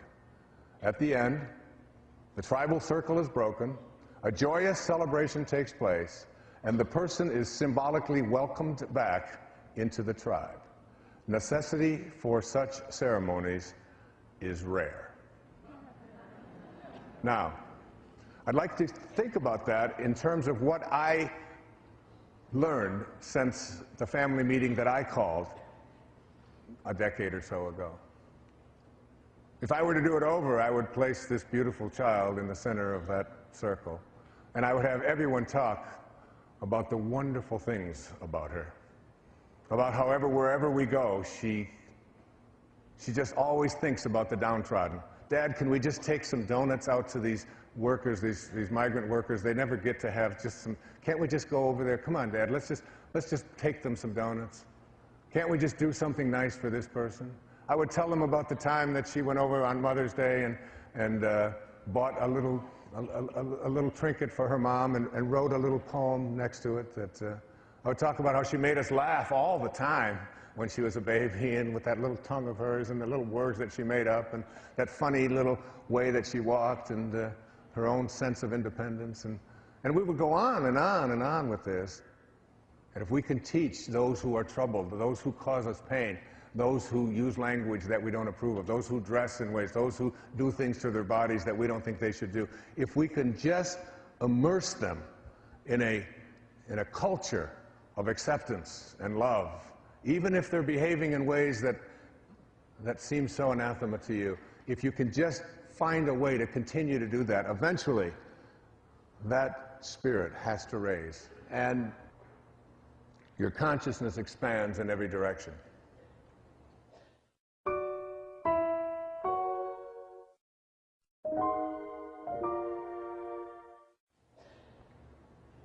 And 4, you find yourself in a new and a great and a wonderful world. Your world changes. The world that you used to live in before you were in spirit is no longer there. When you're touched deeply by living in spirit, by awakening with the morning breeze, by catching every thought that you have that is not one of God realization, by finding yourself saying over and over and over again, it is my intention to be in this state of God realization. It is my intention to be there. I'm going to live in spirit. When you do, the world changes. Things that you didn't notice before suddenly come alive. I'm going to tell you a story that just blew me away. I think it perhaps was the signature story of my life in terms of connecting to spirit. I've never experienced anything like this before. I finished writing Inspiration, Your Ultimate Calling, on the 23rd of April. And I knew that the book was going to have 18 chapters in it, because 18 is that magical number, one infinite source. One infinite source. I put that number on my dashboard of my car. I have it on the mirror. It's a reminder. One infinite source, 18. It's the number of chapters in the Bhagavad Gita. It's the number of holes on a golf course. It's got to have something holy to it. And so I had 17 chapters written, and I was thrilled to have that completed. But I still had one chapter to go, but I was holding that off until my birthday on the 10th of May. And so, and I knew what that last chapter was going to be, my experience of living an inspired life, just telling it on my birthday, right around 3:13 or so in the morning. So I was essentially done. And I went for a walk that day, and when I finished that chapter, that 17th chapter, I told a story in there about my friend Jack Boland. He passed away about 12 years ago. Jack was a Unity minister in Detroit, a man who, when I wrote Your Erroneous Zones 3 decades ago, called me up and asked me if he could put together some tapes on it, and would I give him permission. And he had started a Unity church over on the east side of Detroit, and asked me if he could use that. I said, absolutely. And over the years, I began to speak at his church and his congregation, and come to Detroit a lot, my home, and we became very close. We became like brothers. And he got very sick, and he had cancer throughout his back and so on. And I went with him to my friend Deepak Chopra's place, the Ayurveda Center out in Massachusetts. During the day, we would go out, and then in the evening, he would come in, and Jack always had to have a story. He had to tell a story. And he started talking to me about these wonderful little creatures called monarch butterflies, and how much he loved them. And the reason that he loved them, he said, Wayne, these are the most amazing little things in the world. I mean, they've got a brain the size of a pinprick, just no brain, essentially, and they're made out of tissue paper, you know, like toilet paper. They're just flimsy little things, and they come out, and they come out of a chrysalis on a branch in a tree in Brazil. Now, they don't have a brain, and they're made out of toilet paper, essentially. And they fly to Nova Scotia, 4,385 miles away. And they spend some time there doing whatever you do in Nova Scotia if you're a monarch butterfly. And then they turn around, these pinprick brain toilet paper insects, and they fly all the way back to Brazil. But not only do they go back to Brazil, they go back to the same tree. Not only do they go back to the same tree, they go back to the same branch. And they start the whole process all over again with another cocoon. I mean, it's like, I've got a brain that's supposed to be pretty good size. I leave my cell phone in the bedroom. I did this just the other day, and I walk out of the bedroom, I can't find my cell phone. I have to call the number on another phone, and I'm listening to this funny little sound and looking under pillows. I know it's over. I had to call twice because I didn't want to get charged for the first call. Well, anyway, and these things can find the same branch that they came out of a cocoon on. So anyway, he would tell me about the miracle of these things. All right. So I wrote that whole story.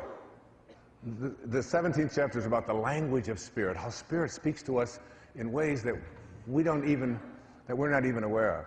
It speaks in terms of alignments.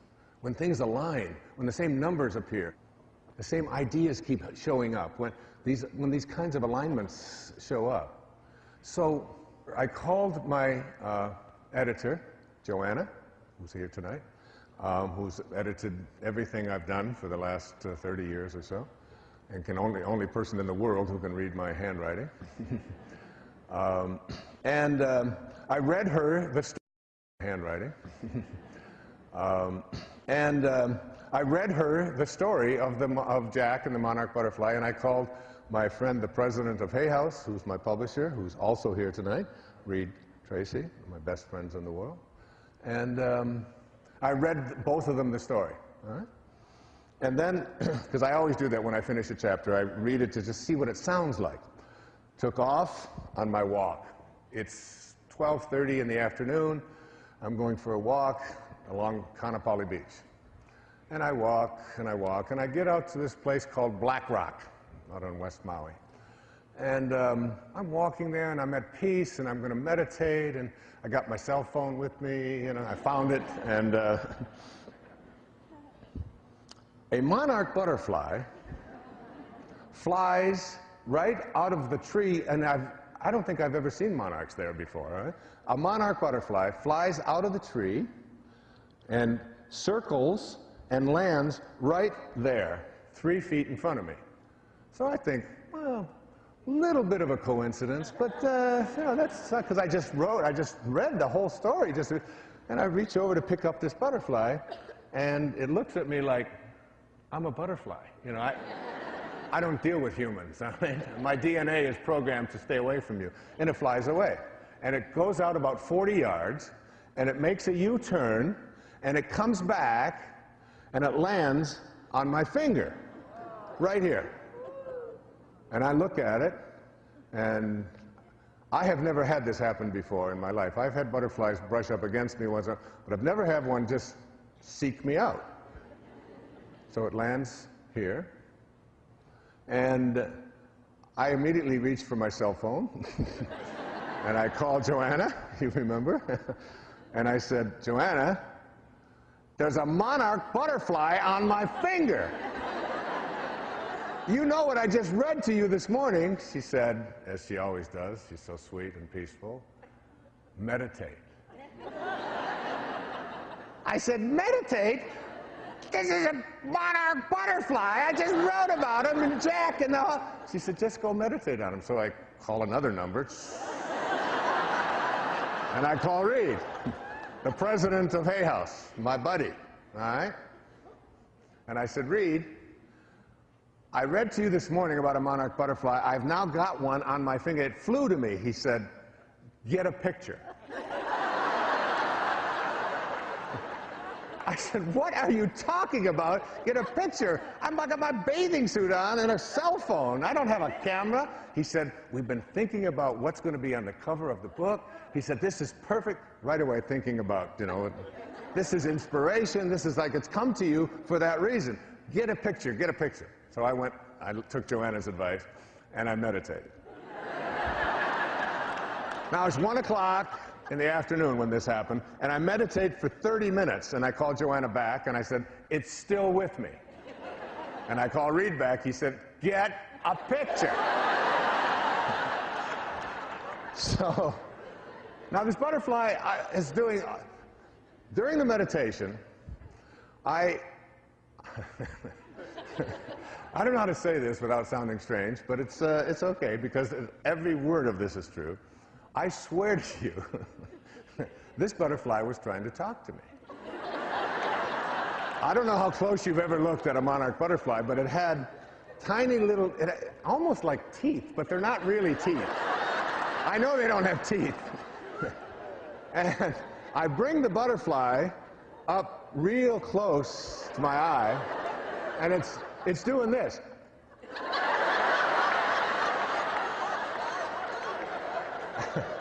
I swear. And I said, Jack? Because I had just written about him. I thought it was Jack. And then I took the butterfly and I put it over by my ear, in case it was making little sounds and it had a little, you know, I was just totally freaked out by this thing, because it's now been an hour. It's been an hour. It's now, and it won't go. It's like I take it over here, I put it over on this finger, it's over here, and it won't go. And I'm going, okay, you know, that was not, it won't leave. It's just connected to me. So I walk, I said, maybe Reed's got a point here. Maybe we need to get a picture of this thing. So I decided to walk back to where I live.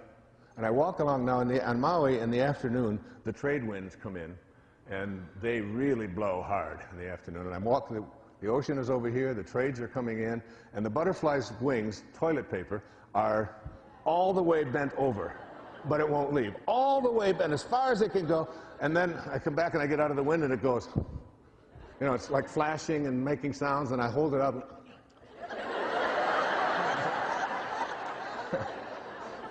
So I'm walking along the beach, the beach there, and there's a little girl she's about 4, 5, 6 years old, who's totally traumatized because she got the wrong color Slurpee. That's her issue, okay? Giving her mother more grief, you know. I want to tell her about Immaculate in the bathroom. I want to tell her, you know, I didn't want purple, I wanted yellow, and you gave me purple Slurpee. I hate purple Slurpees.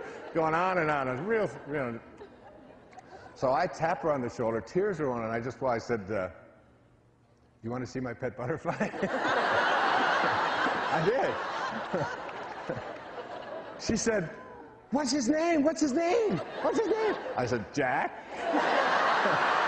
This is Jack. I did. And she went from, I don't know how to say this. She went from pissed to blissed, okay? I mean, I don't know if you can use that. She went from, you know, being so upset to just this total state of bliss in just 1 second. The tears dried up. She smiled. She wanted to know if she could take it home. I said, no. What are you talking about? This is my butterfly, you know? I get all the way back to where I'm going. It's now about 1:30 in the afternoon. About an hour and a half has gone by. I live in a place where they have a concierge downstairs, and there's a pool there, and there's a girl there. Her name is Cindy. And I walk upstairs, and I call Cindy down at the pool, and I said, Cindy, can you walk over to the ABC store and get a portable camera and be here in 5 minutes? She said, you want me to come to your apartment with a portable camera in 5 minutes?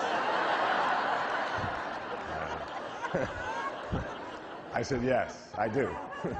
She said, why? I said, I want you to take a picture of me and my butterfly.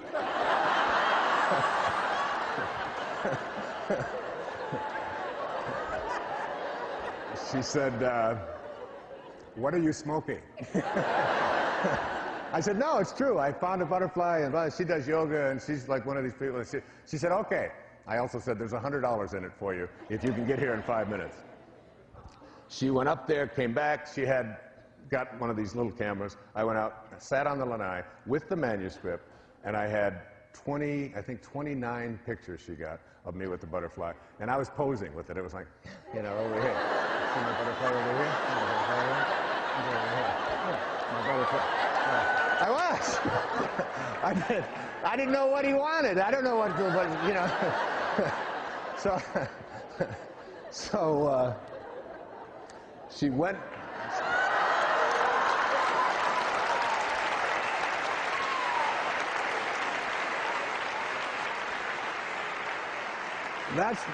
That's the actual butterfly. Truly it is. Now, we had to take a different picture because those, you know, $13 cameras aren't the kind you can use on photographs, on books, and so on. But I insisted that they put Jack on my finger on this, so they transposed it through, I don't know, through computers or whatever. So that's the actual butterfly. And if it flies out of there right now, I'm going to fall down, all right? I promise you. So I get back. She went, took the camera in, got the pictures developed. It's now around 2 o'clock in the afternoon. So it's been, or 3 o'clock in the afternoon. It's been 2 hours, right? But now I don't know what I'm going to do with this butterfly. What do you feed a butterfly? You know, what? Do I get a leash? You know, do I get a cage? Or am I going to keep him? Do I, you know, get rid of him? Whatever. You know, I didn't know what I was going to do with it. But I set it down on the manuscript that I had handwritten that morning, where I talked about Jack and the monarch butterfly, and I set it on there, figuring it maybe recognized that this is where it came from or whatever. I had it walking around on and I went back, took a shower, it was gone, did a little meditation, did a little work, and so on. Came back, butterfly is still there. 2.5 hours. And I reached down after having taken a shower, and I put my finger down there, and the butterfly looked back up at me just like it did when I went to pick it up down here, as if to say, well, who are you and what are you doing?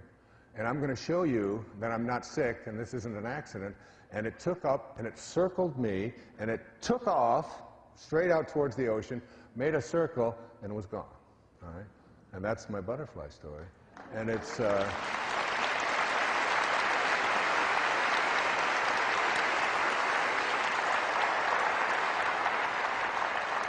And what I'm suggesting to you is that you pay attention to the powerful things that show up in your life, and that these things that we call coincidences and so on are much, much more aligned with spirit than you may have ever thought them to be. There are no accidents in a universe which has an organizing intelligence that supports it and creates it. And anything like this, any of these kinds of things, can be very powerful messages. It's the language of spirit speaking to you. And there's no doubt whatsoever, no matter what anybody thinks, that I don't know that was Jag.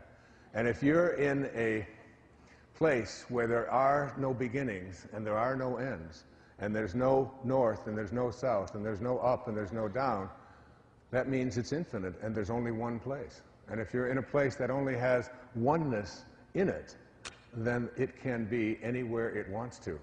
That spirit can enter onto Maui on a butterfly just as easily as it can enter into a butterfly in Brazil or any place else. There's no space, there's no place.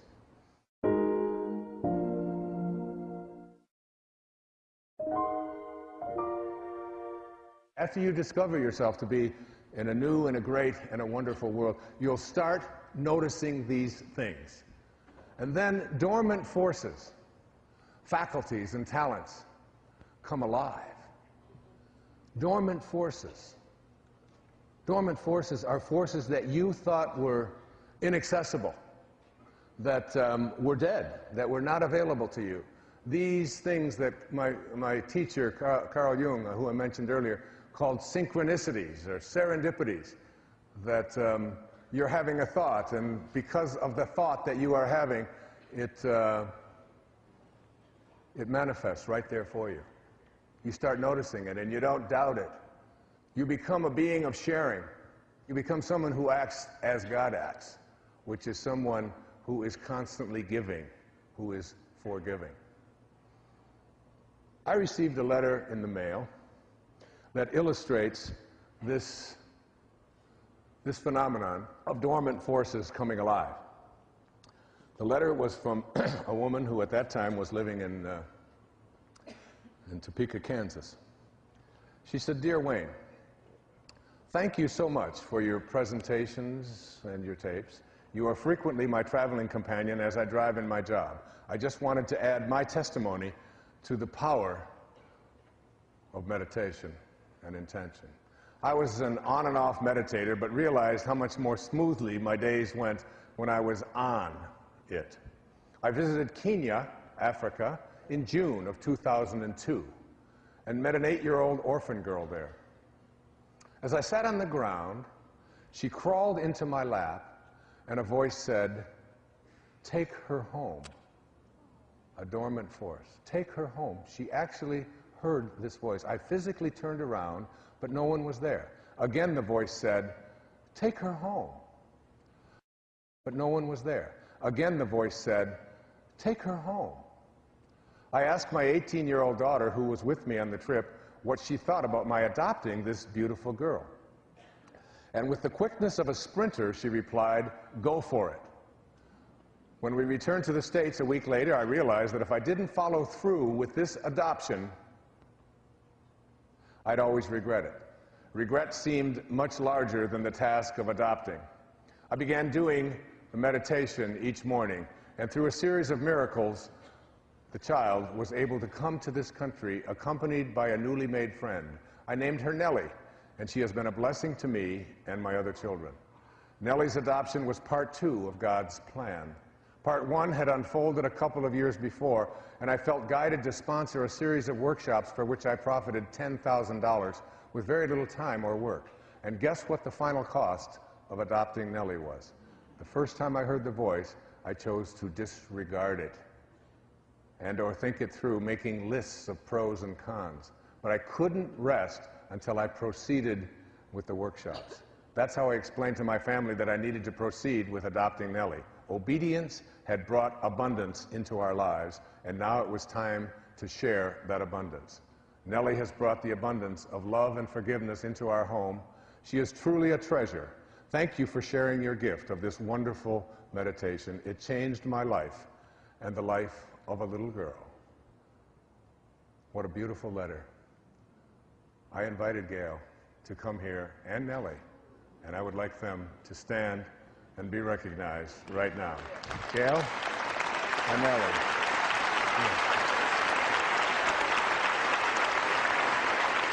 Come on up here, sweetheart.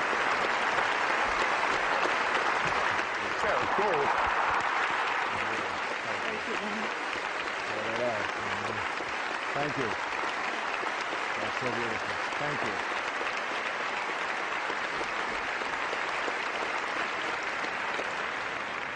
Inspiration. Gail and Nellie, you inspire me. You listened to your dream, and you didn't go with the cons. You went with the pros and made it happen. And we are honored to have both of you here. You're the beautiful people that this world needs more of.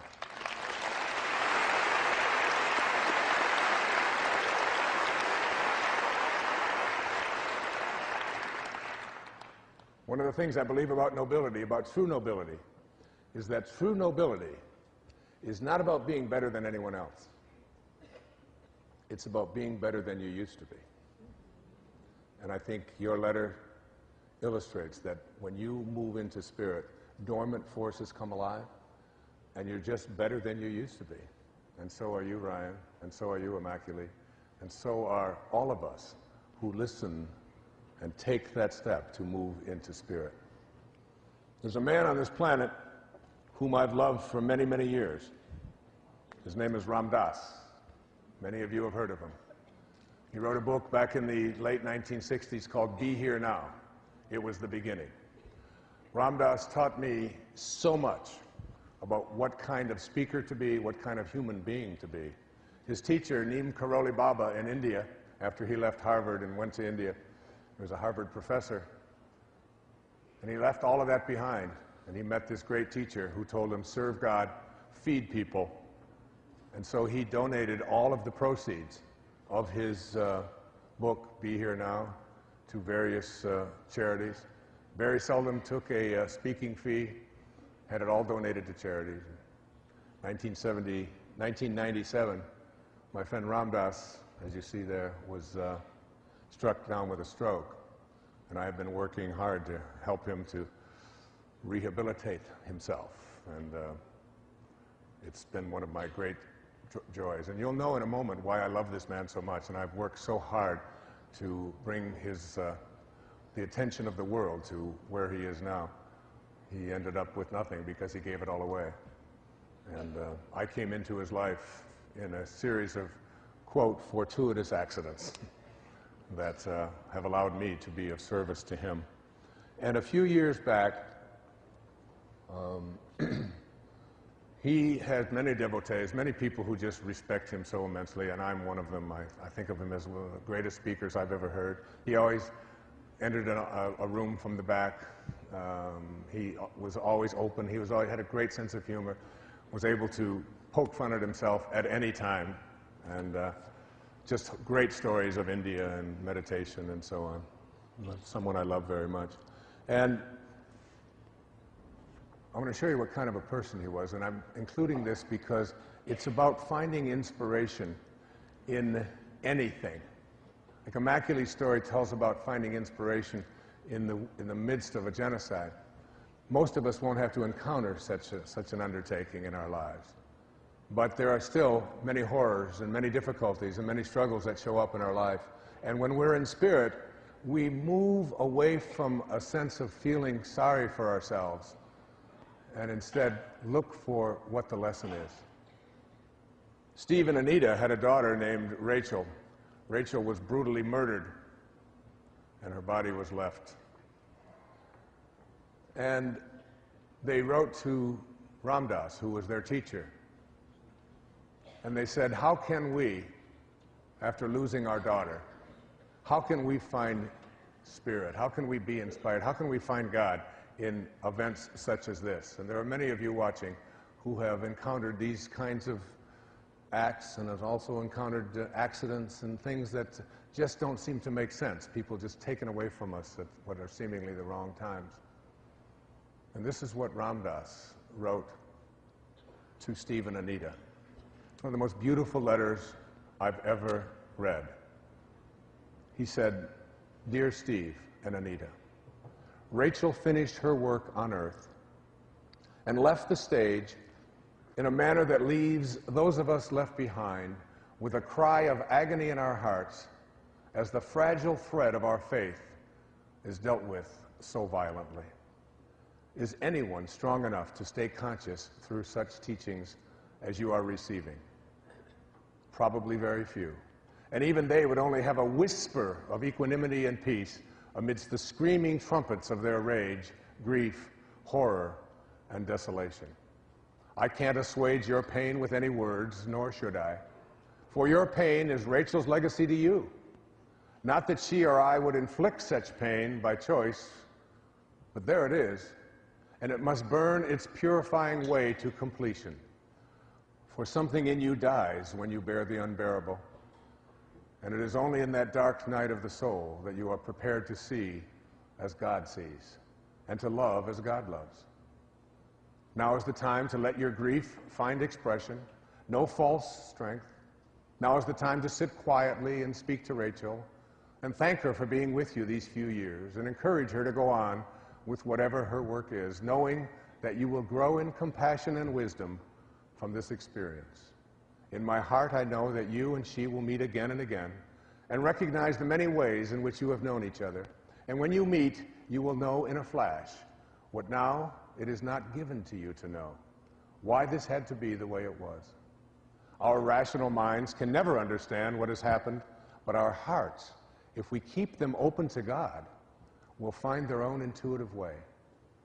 Rachel came through you to do her work on earth, which includes her manner of death. Now, her soul is free, and the love that you can share with her is invulnerable to the winds of changing time and space. In that deep love, include me. In love, Ram Dass. I just don't think writing gets any better than that. And for those of you who can't figure it out, perhaps just listening to those words and being able to find inspiration, even in the most horrifying of times, when you're in spirit, you have a different kind of a knowing, one that doesn't require you to continue to suffer.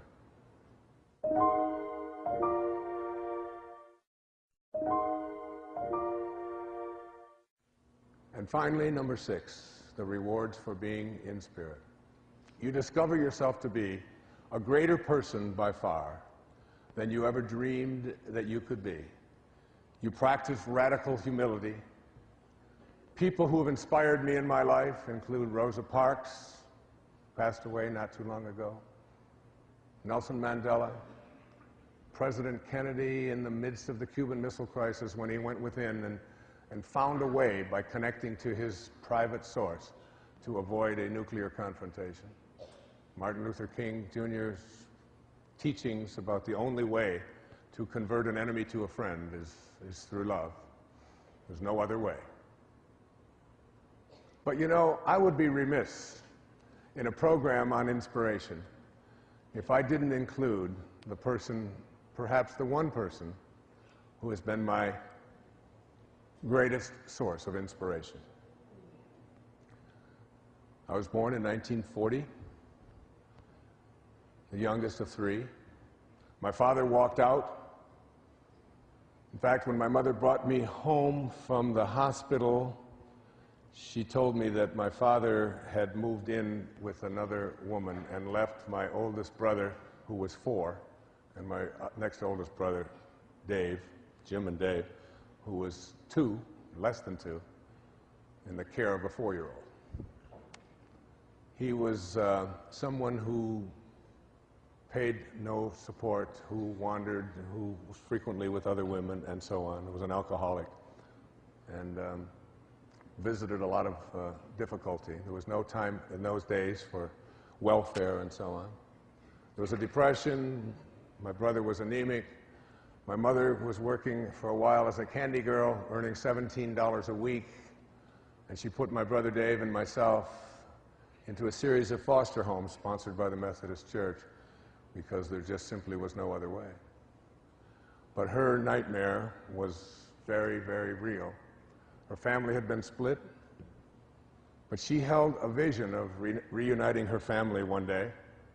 She visited when it was possible, but we were 17 miles away in Mount Clemens, and it might as well have been 17,000 miles because she didn't drive, had no automobile or any way to get out there hardly. Did what she could, but she could get a ride. But in 1949, she married a man that she really wasn't in love with just because she wanted to reunite her boys and got us all back together. Married another alcoholic, abusive man. When he wasn't drinking, he was fine, but he never wasn't drinking. And I can remember my mom waking up every morning in those years, when I was 9 until I was about 17, getting up at 5 o'clock in the morning, taking 3 buses to work at Chrysler where she was a secretary, working all day, coming home, getting home at 5:45 off the bus at Peerless and Moross Road, and coming in and then making dinner for her 3 hungry boys, and doing this over and over and over again. Everyone in our neighborhood loved our home because my mom was this cool lady that just never was anything but positive and uplifting. None of us would ever have even for a moment disrespected her. She didn't demand our respect, but she certainly got it. She took incredible pride in herself, never would leave the home without her hair perfectly coiffed and in the right clothes and so on. Weekends for my mom in those days were spent down in the basement, washing clothes and ironing clothes. Her mornings were spent making lunches, working. And then her own mother became very sick, and I watched as my mother took care of her mother. She had 4 other siblings, but it was always her. Everything was on her. She brought her into her home, cooked for her, took care of her until she passed away. And then, wonder of wonders, my stepfather, whom she had finally divorced when I was 15,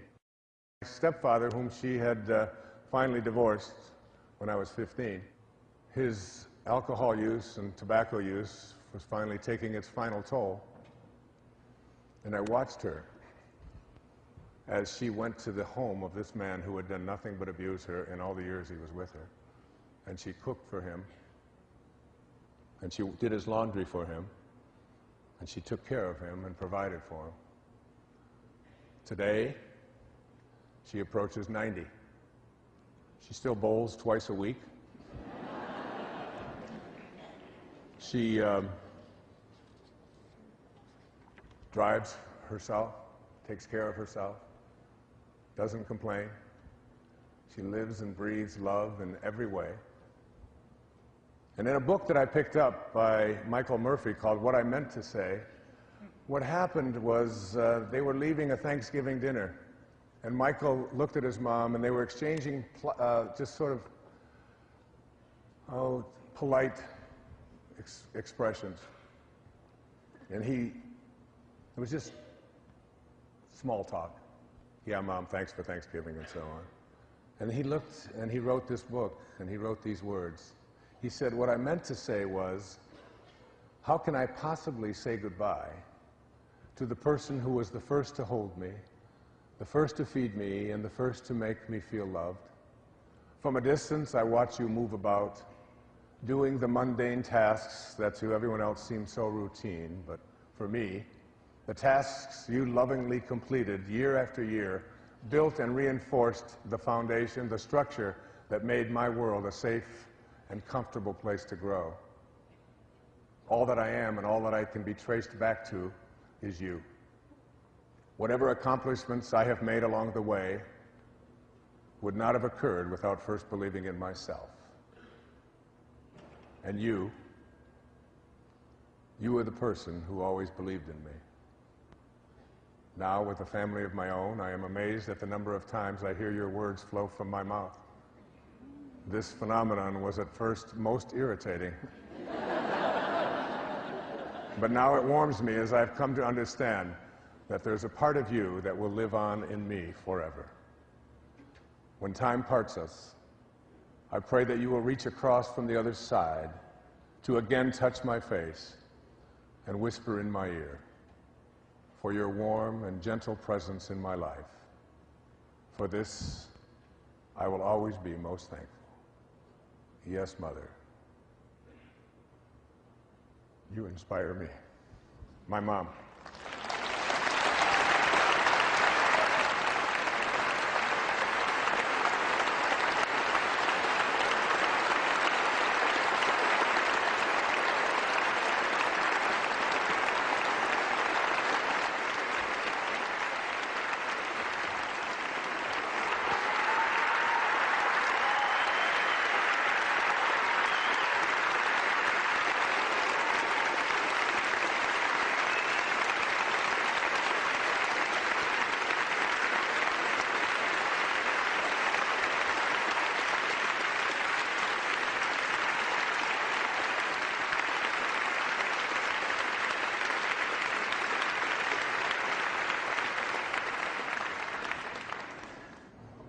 Inspiration can come from anywhere. You can be a source of it, and you can find it in a book, you can find it in a painting, you can find it in a conversation, you can find it in a movie.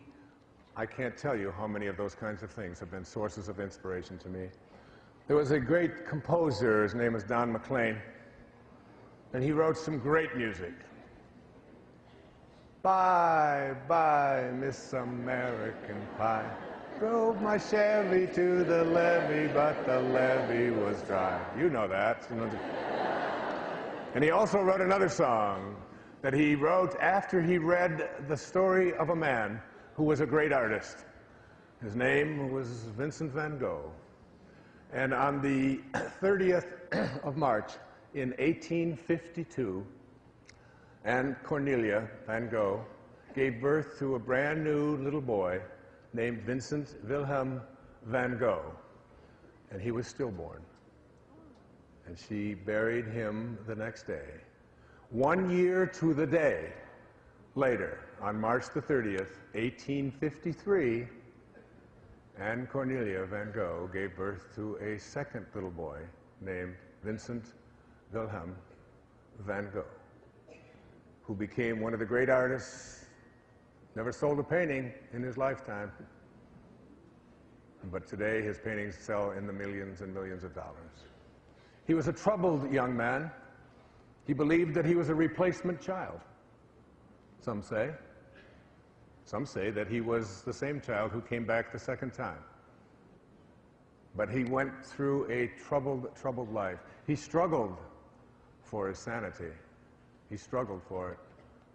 And he did some beautiful paintings, some of the most beautiful ever done, of ragged people. And Don McLean read a book about Van Gogh and was so inspired just by the reading of that book that he wrote a song that he called Vincent. On the 27th of July, in 1890, at the age of 37, after having painted some of his most beautiful paintings, one of which was called Starry Night, Vincent van Gogh walked out to his artistic writing place with his brushes in one hand and a revolver in the other. And he placed it to his heart, and he shot himself in the heart. It took him 2 days to die. And when Don McLean read about that, he wrote a song, the lyrics to which have always touched me so deeply. Starry, starry night. Starry, starry night. Paint your palette blue and gray. Look out on a summer's day with eyes that know the darkness in my soul. Shadows on the hills. Sketch the trees and the daffodils. Catch the breeze and the winter chills in colors on the snowy linen land. Now I understand what you tried to say to me, how you suffered for your sanity, and how you tried to set them free. They would not listen, they did not know how. Perhaps they'll listen now. Starry, starry night, flaming flowers that brightly blaze, swirling clouds in violet haze, reflecting Vincent's eyes of china blue, colors changing hue, morning fields of amber grain, weathered faces lined in pain are soothed beneath the artist's loving hand. Now I understand what you tried to say to me, how you suffered for your sanity, and how you tried to set them free.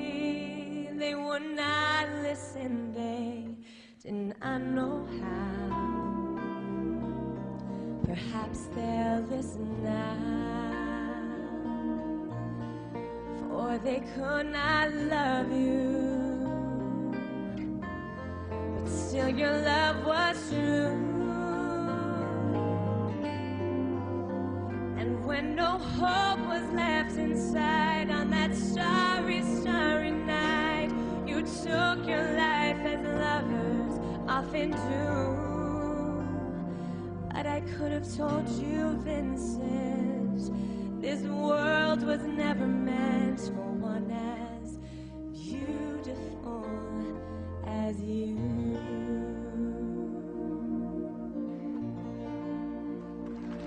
Thank you.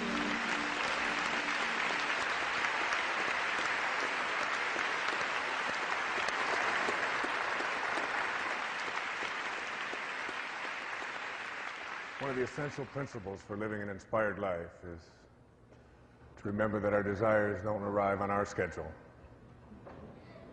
They arrive when they're supposed to. I'd like to close out this program on inspiration with all of these inspiring participants, with all of the wonderful help of all of you who have inspired me so much, with a quote from one of my great teachers, Ralph Waldo Emerson. We are very near to greatness. One step and we can be safe. Can't you take the one leap, just one leap? And from A Course in Miracles, I leave you with these beautiful words. There is a way of living in the world that is not here, although it seems to be. You do not change appearance, though you smile more frequently. Your forehead is serene. Your eyes are quiet. You walk this path as others walk. Nor do you seem to be distinct from them, although you are indeed. Thus can you serve them while you serve yourself. A new way of living, to be in spirit. Thank you for watching. God bless you.